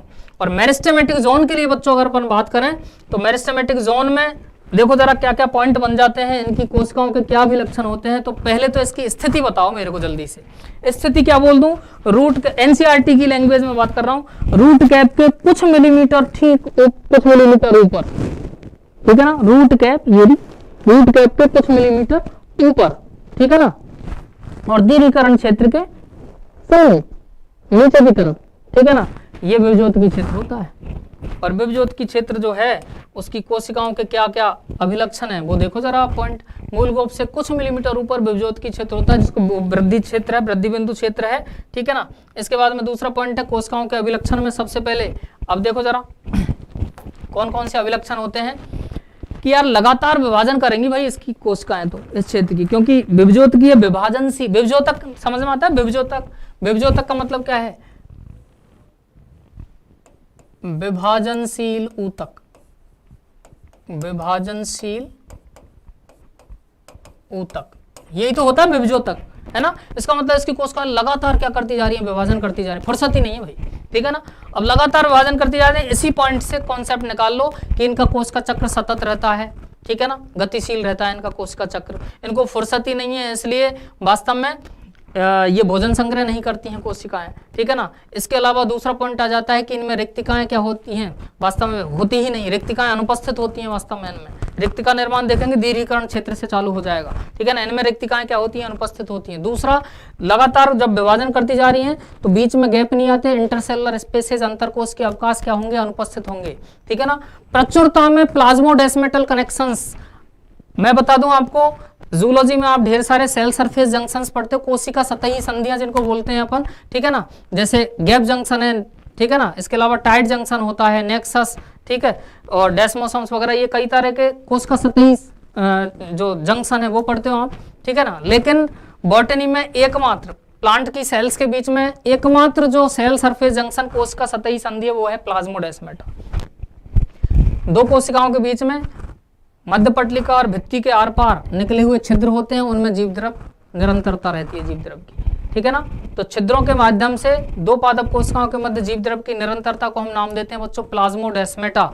एकमात्र कोशिका सतही संधि है पौधों में प्लाज्मोडेस्मेटा, ठीक है ना। वो प्लाज्मोडेस्मेटा प्रचुरता में मिलते हैं विभज्योत की क्षेत्र की कोशिकाओं के मध्य, ठीक है ना। अच्छा, दूसरा सघन कोशिका द्रव मिलता है, छोटी छोटी कोशिकाओं का आकार छोटा क्योंकि लगातार विभाजन होता जा रहा है, आकार छोटा होता है, ठीक है ना। इसके अलावा लेकिन विभाजन हो रहा है, और विभाजन तो कोशिका में अपने आप में जनन होता है। एक कोशिका में अगर विभाजन हो रहा है इसका मतलब एक कोशिका से दो कोशिकाएं बन रही है, मैं बोल सकता हूं कि मात्र कोशिका से दो पुत्री कोशिकाएं बन रही है। इसका मतलब कोशिका विभाजन उस अकेली सिंगल सेल के लिए, एक कोशिका के लिए तो अपने आप में जनन का रूप है, समझ रहा हो। और जनन में बच्चों पूरे जैव मंडल में अगर मैं बात करूं, पूरे बायोलॉजिकल वर्ल्ड में रिप्रोडक्शन के लिए सबसे ज्यादा एनर्जी खर्च करता है कोई जीव, ठीक है ना बात। तो यहाँ पे भी कोशिका की एनर्जी खर्च होती है, लेकिन ये इतना जबरदस्त कॉम्प्लेक्स प्रोसेस तो होता ही सही है, ठीक है ना। ढेर सारी घटनाएं एक के बाद एक होनी होती हैं, इसलिए कंट्रोलिंग बहुत जबरदस्त चाहिए। इसलिए कंट्रोल सेंटर जो होता है कोशिका की क्रियाविधियों का, ठीक है ना, कौन होता है, कोशिका द्रव्य घटनाओं का कंट्रोल सेंटर, केंद्रक। वो केंद्रक वास्तव में स्पष्ट होता है और बड़ा होता है, कॉन्स्पिक्यूअस न्यूक्लियस मिलता है, लार्ज एंड कॉन्स्पिक्यूअस न्यूक्लियस मिलता है, स्पष्ट होता है। समझ में आई बात, कोई दिक्कत, ठीक है ना। तो अब देखें, अब आप कवर करो। अच्छा, अब ध्यान रखना, यहां पे मैंने वास्तव में एक तो ये मॉर्फोलॉजी में भी अपन को दे रखे हैं पॉइंट, इसी सेम जो टॉपिक है इसको कहां दे रखा है, प्लांट ग्रोथ वाले, प्लांट ग्रोथ एंड डेवलपमेंट वाले चैप्टर में दे रखा है। वहां के सारे कॉन्सेप्ट्स को भी मैं उठा के यहाँ ले आया हूं। तो रूट, रीजन ऑफ रूट जो है या जड़ के जो क्षेत्र हैं उनके सारे कॉन्सेप्ट्स एनसीईआरटी के मैंने यहाँ उड़ेल दिए हैं, तो आपको और कहीं से पढ़ने की जरूरत अब नहीं पड़ेगी, ठीक है ना। बी श्योर, क्लियर है। तो अब एक एक करके देख लें, अब तो फॉर्मेलिटी रह गई बस। इस क्षेत्र की कोशिकाएं छोटे आकार की होती हैं, पतली भित्ति युक्त होती हैं, पतली भित्ति युक्त, पतली ये प्राथमिक भित्ति होती है बच्चों, ध्यान रखना। कौन सी भित्ति होती है, प्राथमिक भित्ति होती है, पतली प्राथमिक भित्ति होती है। सघन कोशिका द्रव्य युक्त होती हैं, कोई प्रॉब्लम है, ठीक है। नेक्स्ट देखो जरा, अगला पॉइंट जो दे रखा है, यह क्षेत्र नई कोशिकाएं जोड़कर जड़ की अनुदैर्ध्य वृद्धि में सहायक होती है, ठीक है ना। यह सहायक है, यह क्षेत्र नई कोशिकाएं जोड़कर जड़ की अनुदैर्ध्य वृद्धि में, ये हटेगा, अनुदैर्ध्य वृद्धि में सहायक है, ठीक है ना। ये मैं रेड कलर से हटा देता हूं ताकि रेड ही रेड नजर आ जाएगा आपको, है ना। अनुदैर्ध्य वृद्धि में सहायक है, इसको आप डाउनलोड कर सकते हो जो रजिस्टर्ड स्टूडेंट है, ठीक है ना। इसका बिल्कुल बिंदास तरीके से आप डाउनलोड कर सकते हो पीडीएफ की फॉर्म में। आपको रीराइट फॉर्म पूरे एज इट इज नोट्स आपके पास पहुंच जाएंगे, आपको एक्स्ट्रा नोट्स बनाने की बिल्कुल 1% जरूरत नहीं है, ठीक है ना। नो प्रॉब्लम, आगे बढ़ते हैं। तो अनुदैर्ध्य वृद्धि में सहायक होते हैं। अच्छा, ये वृद्धि का खेल और बड़ा अलग है। अभी दीर्घीकरण क्षेत्र आने वाला है। दीर्घीकरण क्षेत्र में भी बोलेंगे कि कोशिकाएं वहां पे दीर्घीकृत होती हैं और वो वास्तव में जड़ की लंबाई में वृद्धि के लिए क्या होती हैं, जिम्मेदार होती हैं। तो ये किसके लिए जिम्मेदार है भाई, ये भी लंबाई में वृद्धि करवा रहा है, लेकिन ये कोशिका नई कोशिकाएं, कोशिका विभाजन से नई कोशिकाएं जोड़कर वृद्धि करवा रहा है, ठीक है ना। तो अंदर वृद्धि नई कोशिकाएं जोड़कर करवाता है। ऐसा कोई पॉइंट आता है विभज्योत की क्षेत्र आंसर जाएगा। लेकिन दीर्घीकरण क्षेत्र में कोशिकाएं तो वही रहेंगी, लेकिन दीर्घीकृत होकर जड़ की लंबाई बढ़वाएंगी, ठीक है ना बात, कोई प्रॉब्लम। बढ़े आगे। नेक्स्ट पॉइंट जो दे रखा है आपको वो दे रखा है कि ये सतत विभाजन करती हैं, अतः सघन व्यवस्थित होती हैं, ठीक है ना। रेड कलर दिखेगा ही नहीं, सघन व्यवस्थित होती हैं। इनमें रिक्तिकाएं अनुपस्थित होती हैं जबकि केंद्रक बड़े और स्पष्ट होते हैं, ठीक है ना। इनके मध्य प्रचुरता में जीवद्रव्य संबंध या प्लाज्मोडेस्माटा मिलते हैं। एनी प्रॉब्लम, अच्छा पॉइंट है, ठीक है ना। अच्छे पॉइंट है सारे, ये एनाटॉमी में भी आ जाएंगे और यहाँ पे तो आ ही गए और प्लांट ग्रोथ वाले चैप्टर में भी आएंगे, ठीक है ना। अच्छे पॉइंट है, कवर करो दमदारी से, समझ में आ गए होगा, एक ही कॉन्सेप्ट से क्लियर है, ऑल क्लियर है मामला। बढ़े आगे। तो ये विभज्योत की क्षेत्र का केस चल रहा है। नेक्स्ट जो पॉइंट चल रहा है भाई वो आ जाता है दीर्घीकरण क्षेत्र। दूसरा क्षेत्र जो होता है वो दीर्घीकरण क्षेत्र होता है। और दीर्घीकरण क्षेत्र में होता क्या है, स्थिति बताओ जल्दी से। स्थिति, पहले स्थिति की बात कर रखी है। स्थिति देखना, रूट कैप से तो थोड़ा दूर हो गया, लेकिन किसके समीप आ गया, विभज्योत के क्षेत्र के ठीक ऊपर, समीपस्थ, है ना। विभज्योत के क्षेत्र के मूलरोम क्षेत्र या फिर परिपक्वन क्षेत्र के ठीक नीचे की ओर, ठीक है ना। कोई दिक्कत है, ये उपस्थित होता है, रूट कैप से थोड़ा दूर होता है। एनी प्रॉब्लम, स्थिति क्लियर है। तो देखना जरा स्थिति के लिए क्या पॉइंट दे रखा है। देखो, यह विभज्योत की क्षेत्र के समीपस्थ, विभज्योत की क्षेत्र के तो कहाँ आ गया, समीप आ गया। ये विभज्योत की क्षेत्र वाला पार्ट चल रहा है, ये वाला पार्ट, ठीक है ना। इसके समीपस्थ आ गया दीर्घीकरण क्षेत्र, ठीक है। शीर्ष से दूर हो गया, रूट कैप से दूर है, ठीक अगला, ठीक है ना। इससे ठीक, विभज्योत की क्षेत्र से ठीक अगला, अथवा यह विभज्योत की क्षेत्र के समीपस्थ अथवा उस विभज्योत की क्षेत्र के ठीक ऊपर स्थित होता है। पॉइंट ये है, समझ में आई बात, स्थिति क्लियर है। पढ़े आगे, ठीक है ना। तो ये देखो नेक्स्ट पॉइंट है इसकी कोशिकाओं के अभिलक्षण। कोशिकाएं लगातार क्या करती हैं, दीर्घीकरण करती हैं, ठीक है ना, विस्तारित होती हैं। इस क्षेत्र की कोशिकाएं तेजी से दीर्घीकृत और विस्तारित होती हैं, अतः ये जड़ की लंबाई में वृद्धि के लिए क्या होती हैं, जिम्मेदार होती हैं। तो जड़ की लंबाई में वृद्धि के लिए डायरेक्ट पॉइंट पूछ जाए और चारों ऑप्शन हो तो अब तो इसको चिपका दो, ठीक है ना। लेकिन कोशिकाओं की संख्या बढ़ा के अगर वृद्धि करवा रहे हैं, ठीक है ना, तो किसको चिपका दो, तो विभज्योत की क्षेत्र चिपकेगा भाई आंसर में। समझ में आ गई बात, क्लियर रख के चलना दिमाग में पॉइंट, ठीक। नेक्स्ट पॉइंट दे रखा है आपको कि रिक्तिका निर्माण। देखो इसके अभिलक्षण क्या क्या है। रिक्तिका निर्माण बहुत ही इंपॉर्टेंट पॉइंट है, प्लांट ग्रोथ से उस चैप्टर से है। रिक्तिका निर्माण, वैक्यूलेशन, ठीक है ना। रिक्तिका निर्माण में बढ़ोतरी, कोशिका दीर्घीकरण, सेल एलोंगेशन तथा नई कोशिका भित्ति का निक्षेपण, ठीक है ना। वॉल डिपोजिशन, वॉल डिपोजिशन, ठीक है ना, निक्षेपण होता है डिपोजिशन, क्लियर। पर कोशिका भित्ति का निक्षेपण इस क्षेत्र की कोशिकाओं के अभिलक्षण होते हैं। समझ में आ गया क्या क्या है। नई कोशिका भित्ति का निक्षेपण होगा, डिपोजिशन होगा सेल वॉल मटेरियल्स का। नई रिक्तिका निर्माण, रिक्तिकाओं का निर्माण चालू हो जाए। मैंने बताया था विभज्योतक में रिक्तिकाएं क्या होती थी, अनुपस्थित थी। यहाँ पे रिक्तिका निर्माण बढ़ चुका है, ठीक है ना। और दूसरा कोशिका दीर्घीकरण, सेल एलोंगेशन, इस क्षेत्र की कोशिकाओं की विशेषताएं हैं, ठीक है ना। यह क्षेत्र खनिज लवणों के अवशोषण में सहायक होता है, खनिज लवणों का अवशोषण में सहायक होता है ये क्षेत्र, इंपॉर्टेंट है पॉइंट। तो जल अवशोषण तो होगा मूलरोम क्षेत्र में, परिपक्वन क्षेत्र में। खनिज लवणों का अवशोषण जो हो रहा है सबसे ज्यादा वो कहाँ हो जाएगा, यहाँ हो जाएगा, ठीक है ना। जल और खनिज लवणों का मतलब सहायक होता है कुल मिला के उसमें। ये इसमें से अगर कोई पूछ ले कि ये फंक्शन क्या आ जाता है, तो ये फंक्शन भी इसका बनेगा। समझ में आई बात? ये है पॉइंट कुल मिला के। आगे बढ़ूं, इसके बाद में नेक्स्ट आ जाता है रूट हेयर जोन। अब वास्तव में कंडीशन मैंने बताई थी, परिपक्वन क्षेत्र ही है अगला, लेकिन उस परिपक्वन क्षेत्र में दीर्घीकरण क्षेत्र की तरफ जो होते हैं वो ढेर सारे रेशेनुमा या रोमनुमा संरचनाएं मूल रोम मिलते हैं, इसलिए मूल रोम क्षेत्र है। ठीक है ना? तो थर्ड एज इसको मैं बोल रहा हूं, ये रूट हेयर जोन है, रूट हेयर जोन या मूल रोम क्षेत्र बोलते हैं इसको। और ये है परिपक्वन क्षेत्र, रीजन ऑफ मैचुरेशन, परिपक्वन क्षेत्र। आ रही है बात समझ में? ये परिपक्वन क्षेत्र है, तो परिपक्वन क्षेत्र में ही मूल रोम क्षेत्र है, लेकिन पहले बताना है क्योंकि दीर्घीकरण क्षेत्र के नजदीक मूल रोम क्षेत्र है, बाद में परिपक्वन तो आगे तक चलेगा ही चलेगा। आ रही है बात समझ में?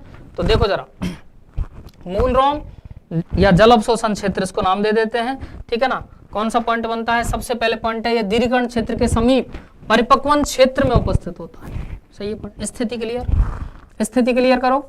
यह दीर्घीकरण क्षेत्र के समीप परिपक्वन क्षेत्र में उपस्थित होता है। दीर्घीकरण क्षेत्र ये रहा, ये दीर्घीकरण क्षेत्र, ठीक है ना? इसके समीप, और है पूरा कौन सा एरिया? परिपक्वन क्षेत्र, उसमें उपस्थित होता है। Any problem? आगे बढ़ो।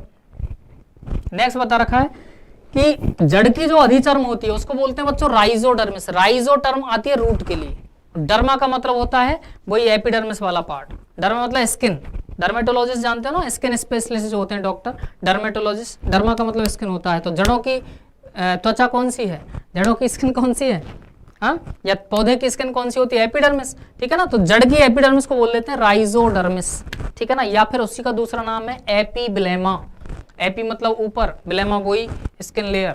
ठीक है ना? एपीब्लेमा, या फिर इसी को नाम देते हैं पिलीफेरस लेयर। पिलीफेरस लेयर, ये पिलिन टर्म जो है वो अपन देखेंगे, ये भी वास्तव में रोमनुमा संरचनाएं होती हैं। तो मूल रोम बनाती है ये वाली अधिचर्म की कोशिकाएं, इसलिए पिलीफेरस लेयर नाम दे दिया है। समझ रहे हो? तो अलग अलग नाम है, याद रखना, एनाटॉमी में वापस काम आएगा। जड़ की अधिचर्म राइजोडर्मिस, पिलीफेरस लेयर या एपीब्लेमा कहलाती है। परिपक्वन क्षेत्र की कुछ अधिचर्मी कोशिकाएं जो होती हैं, कुछ अधिचर्मी कोशिकाएं नलिकाकार बहिर्वृद्धि द्वारा मूल रोम बनाती है।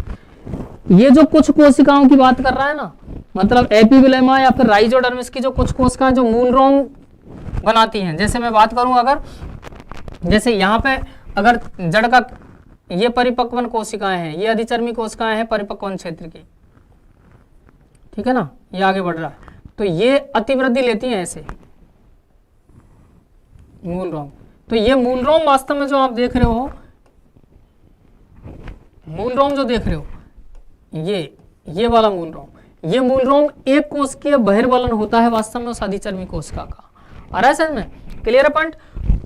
और इन कोशिकाओं को पता है क्या नाम देते हैं? इसको भी याद रख लो। हालांकि जूलॉजी में खूब आते हैं, ट्राइकोब्लास्ट, इसको बोलते हैं ट्राइकोब्लास्ट। और ये ट्राइको टर्म वास्तव में जो होता है ये आता है हेयर के लिए ही। ट्राइको टर्म किसके लिए रिलेट होता है? हेयर के लिए रिलेट होता है। ब्लास्ट का मतलब सेल से रिलेट हुआ है। ठीक है ना? ब्लास्ट का मतलब सेल, तो ऐसी सेल जो हेयर लाइक स्ट्रक्चर क्या करती है?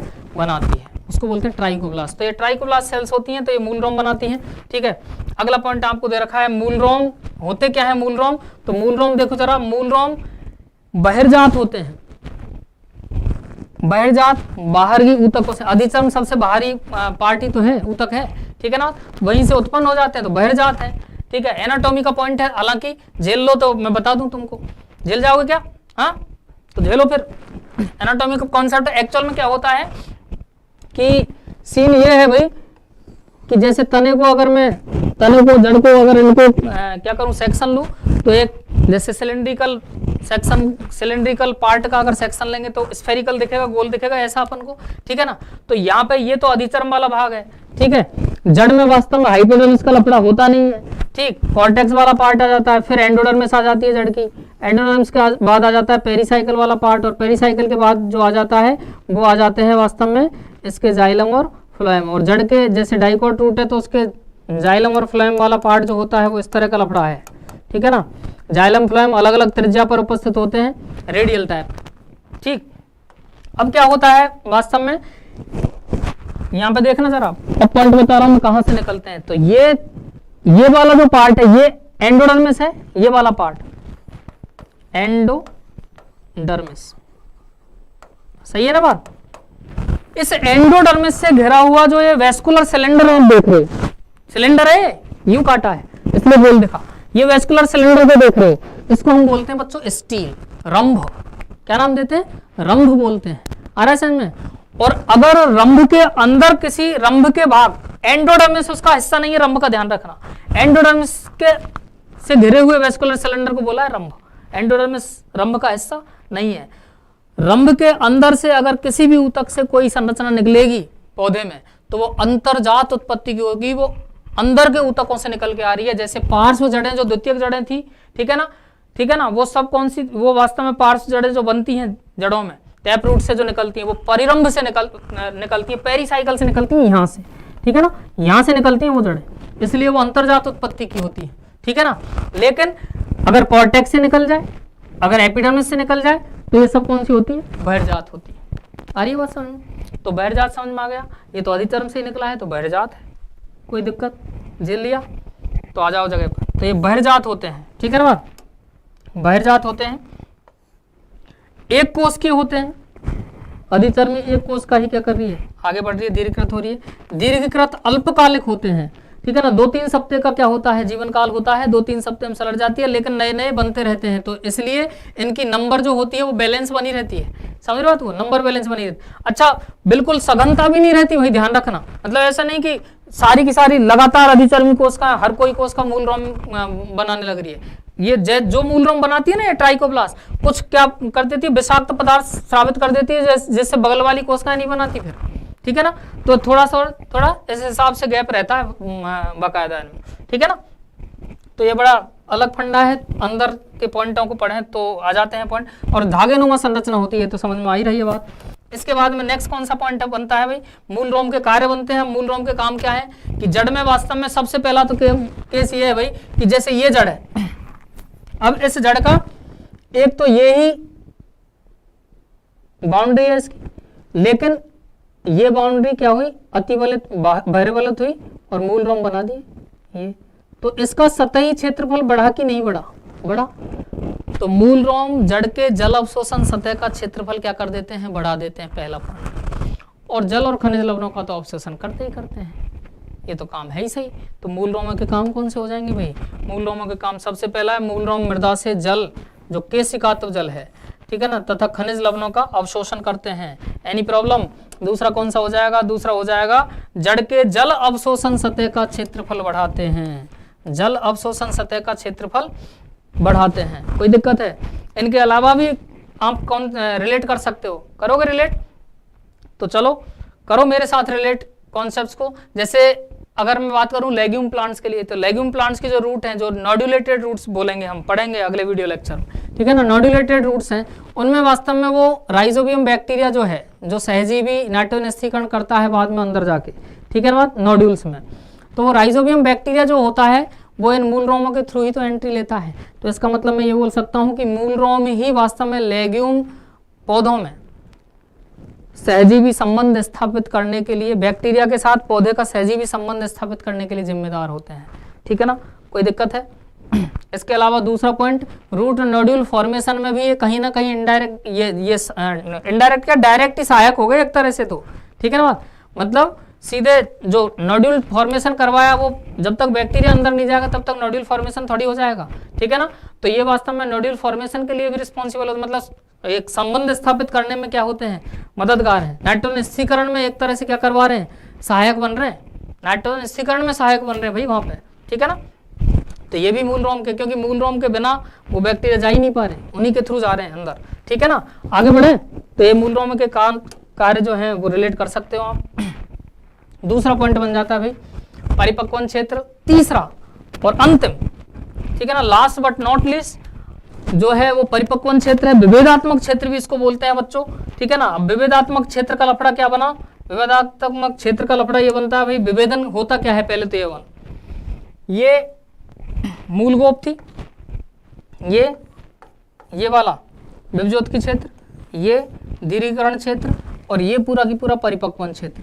दीर्घीकरण क्षेत्र की जो कोशिकाएं होती हैं जो दीर्घीकृत हो चुकी होती हैं, वो वास्तव में अब संरचना और कार्य में विभेदन लेती है। मतलब उनकी संरचना और कार्य क्या हो जाता है, निर्धारित हो जाता है कि फलाना इसको काम करना है, ठीक है ना बात, और इसकी संरचना अब ये रहेगी, ठीक है ना। तो ये संरचनात्मक और क्रियात्मक विभेदन होता है दो प्रकार का, ठीक है। जो भीड़ से कोशिकाओं को अलग करता है कि भाई ढेर सारी कोशिकाएं हैं, उनको कैसे पहचाने अपन, तो पहचान कैसे होगी, एक तो संरचना के आधार पर और एक काम के आधार पर, ठीक है ना। अपनी सोसाइटी में भी हमारी पहचान जो बनती है वो वास्तव में संरचना, एक तो मतलब या तो विचित्र टाइप का है कि यार वो अरे वो बिल्कुल जो लंबे बालों वाला जो लड़का है, ठीक है ना, तो वो क्या दिखा रहे हैं, संरचना दिखाने की कोशिश की जा रही है, ठीक है ना। या फिर बोलते हैं अरे जो वकील साहब जो हैं, और अपन समझ भी लेते हैं वो डॉक्टर साहब जो हैं, क्योंकि सोसाइटी में गिने चुने वकील और डॉक्टर ये पर्टिकुलर ये होते हैं, अपन समझ लेते हैं। वहां क्या दिखाने की कोशिश की जा रही है, उसका काम दिखाने की कोशिश की जा रही है, उसका व्यवसाय, उसका ऑक्यूपेशन दिखाने की कोशिश की जा रही है। अपन भी जो भीड़ में से जो अलग होते हैं, ठीक है ना, वो वास्तव में क्या है, वो एक तरह से विभेदन हुआ। तो विभेदन जो होता है कोशिकाओं का, भीड़ में से विभेदन जो हुआ वो संरचनात्मक और क्रियात्मक विभेदन होता है, ठीक है ना, वो फिक्स हो जाता है। इसकी स्थिति बता दो, लेकिन पहले एनसीईआरटी ने तो स्थिति पूछी है ना। तो परिपक्वन क्षेत्र कहाँ होता है, दीर्घीकरण क्षेत्र के ठीक ऊपर की ओर होता है, लेकिन रूट कैप से तो काफी दूर होता है, सही है ना बात।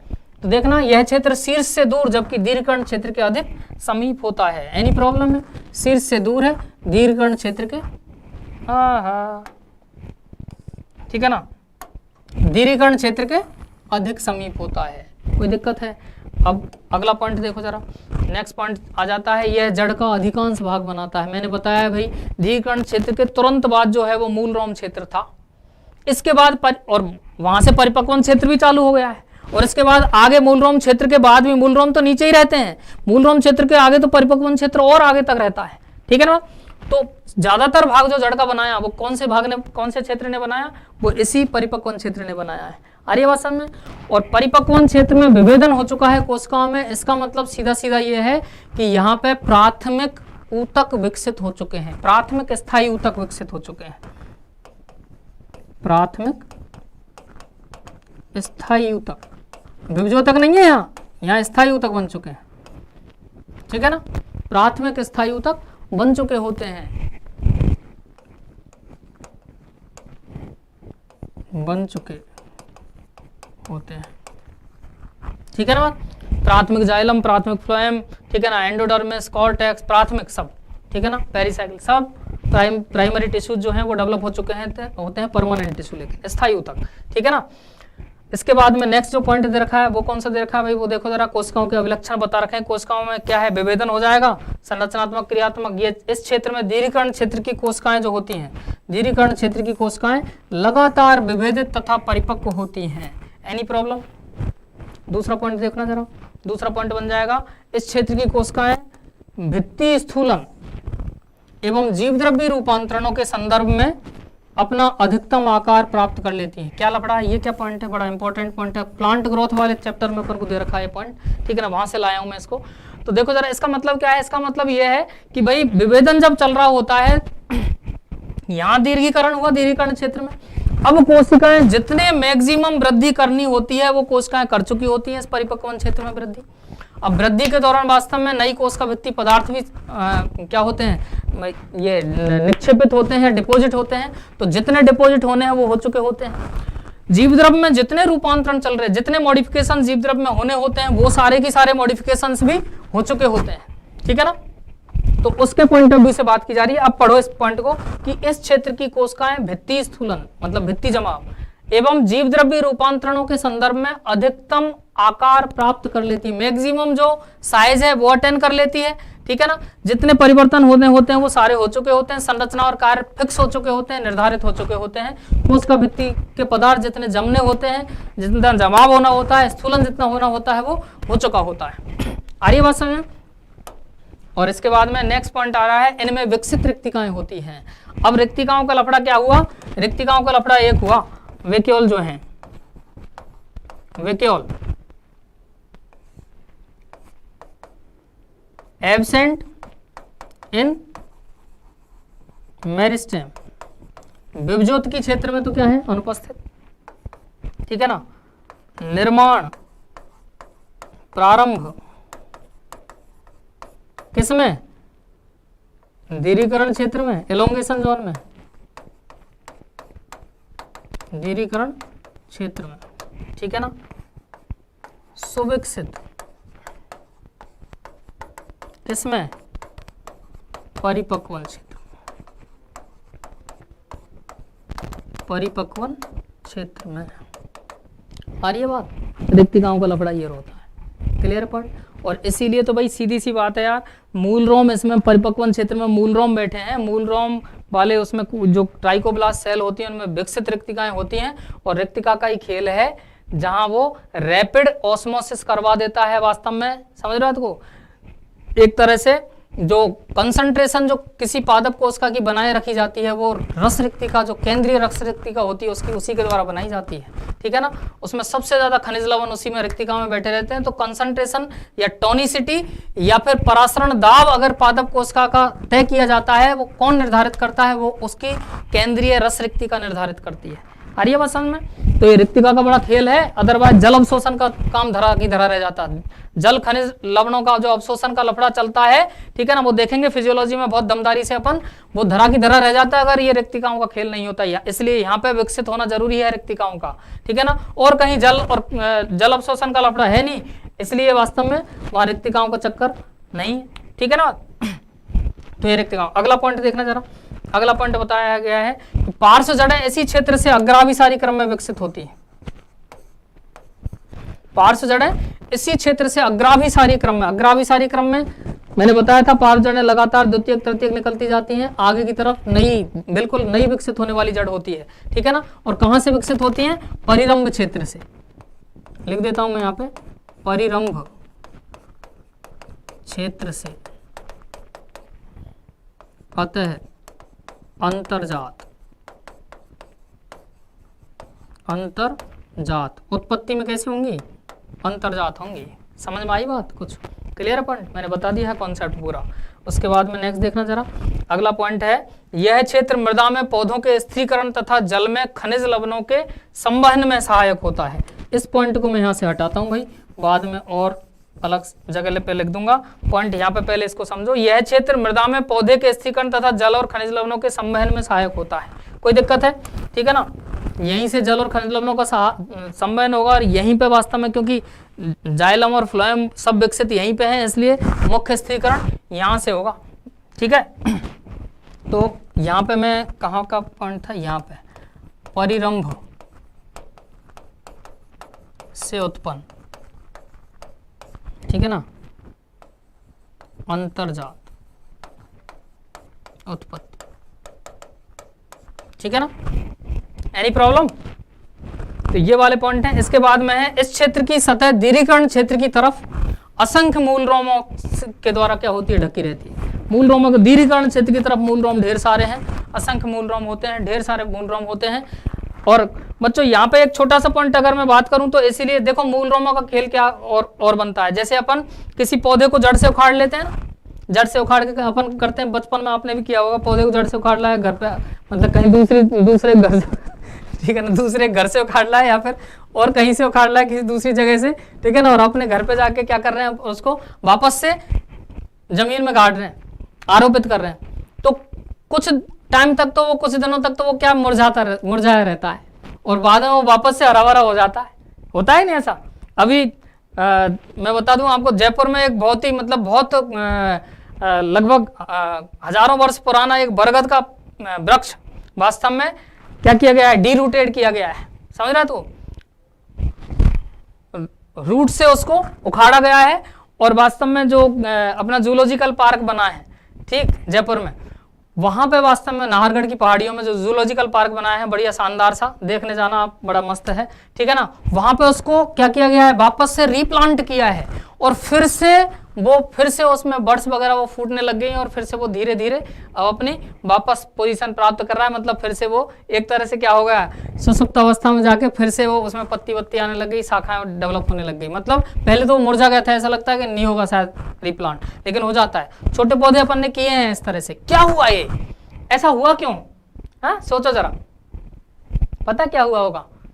ये हुआ होगा कि वास्तव में कई बार तो एक तो उसका वो ही टूट जाता है, वो अगर टिप टूट गया ना तो खेल ही खत्म है, ठीक है ना, तब तो उसकी वृद्धि नहीं होगी, ठीक है ना। टिप टूट वहीं का रह जाता है मामला, उसी वाले पार्ट पे, मतलब वृद्धि तो होगी नहीं। अब नीचे ज्यादा अगर गहराई पे तुमने सही से बांध दिया तो काम चल सकता है, ठीक है ना, अदरवाइज उसकी वृद्धि फिर आगे जड़ की वृद्धि नहीं हो पाएगी। फिर पहला केस। दूसरा केस क्या है कि उसमें ज्यादातर ये ट्राइकोप्लास्ट सेल के जो मूल रोम जो होते हैं वो टूट जाते हैं, और जब मूल रोम अगर ज्यादा संख्या में मूल रोम टूट गए तो फिर जल और खनिज लवणों का अवशोषण वहां पे नहीं हो पाता है, इसलिए जड़ को वास्तव में प्रॉपर न्यूट्रिशन नहीं मिल पाएगा, मतलब जल और वो नहीं मिल पाएंगे, तो इसलिए मामला पूरा की पूरा ऊपर से ही खेल खराब होने लग जाता है उसका।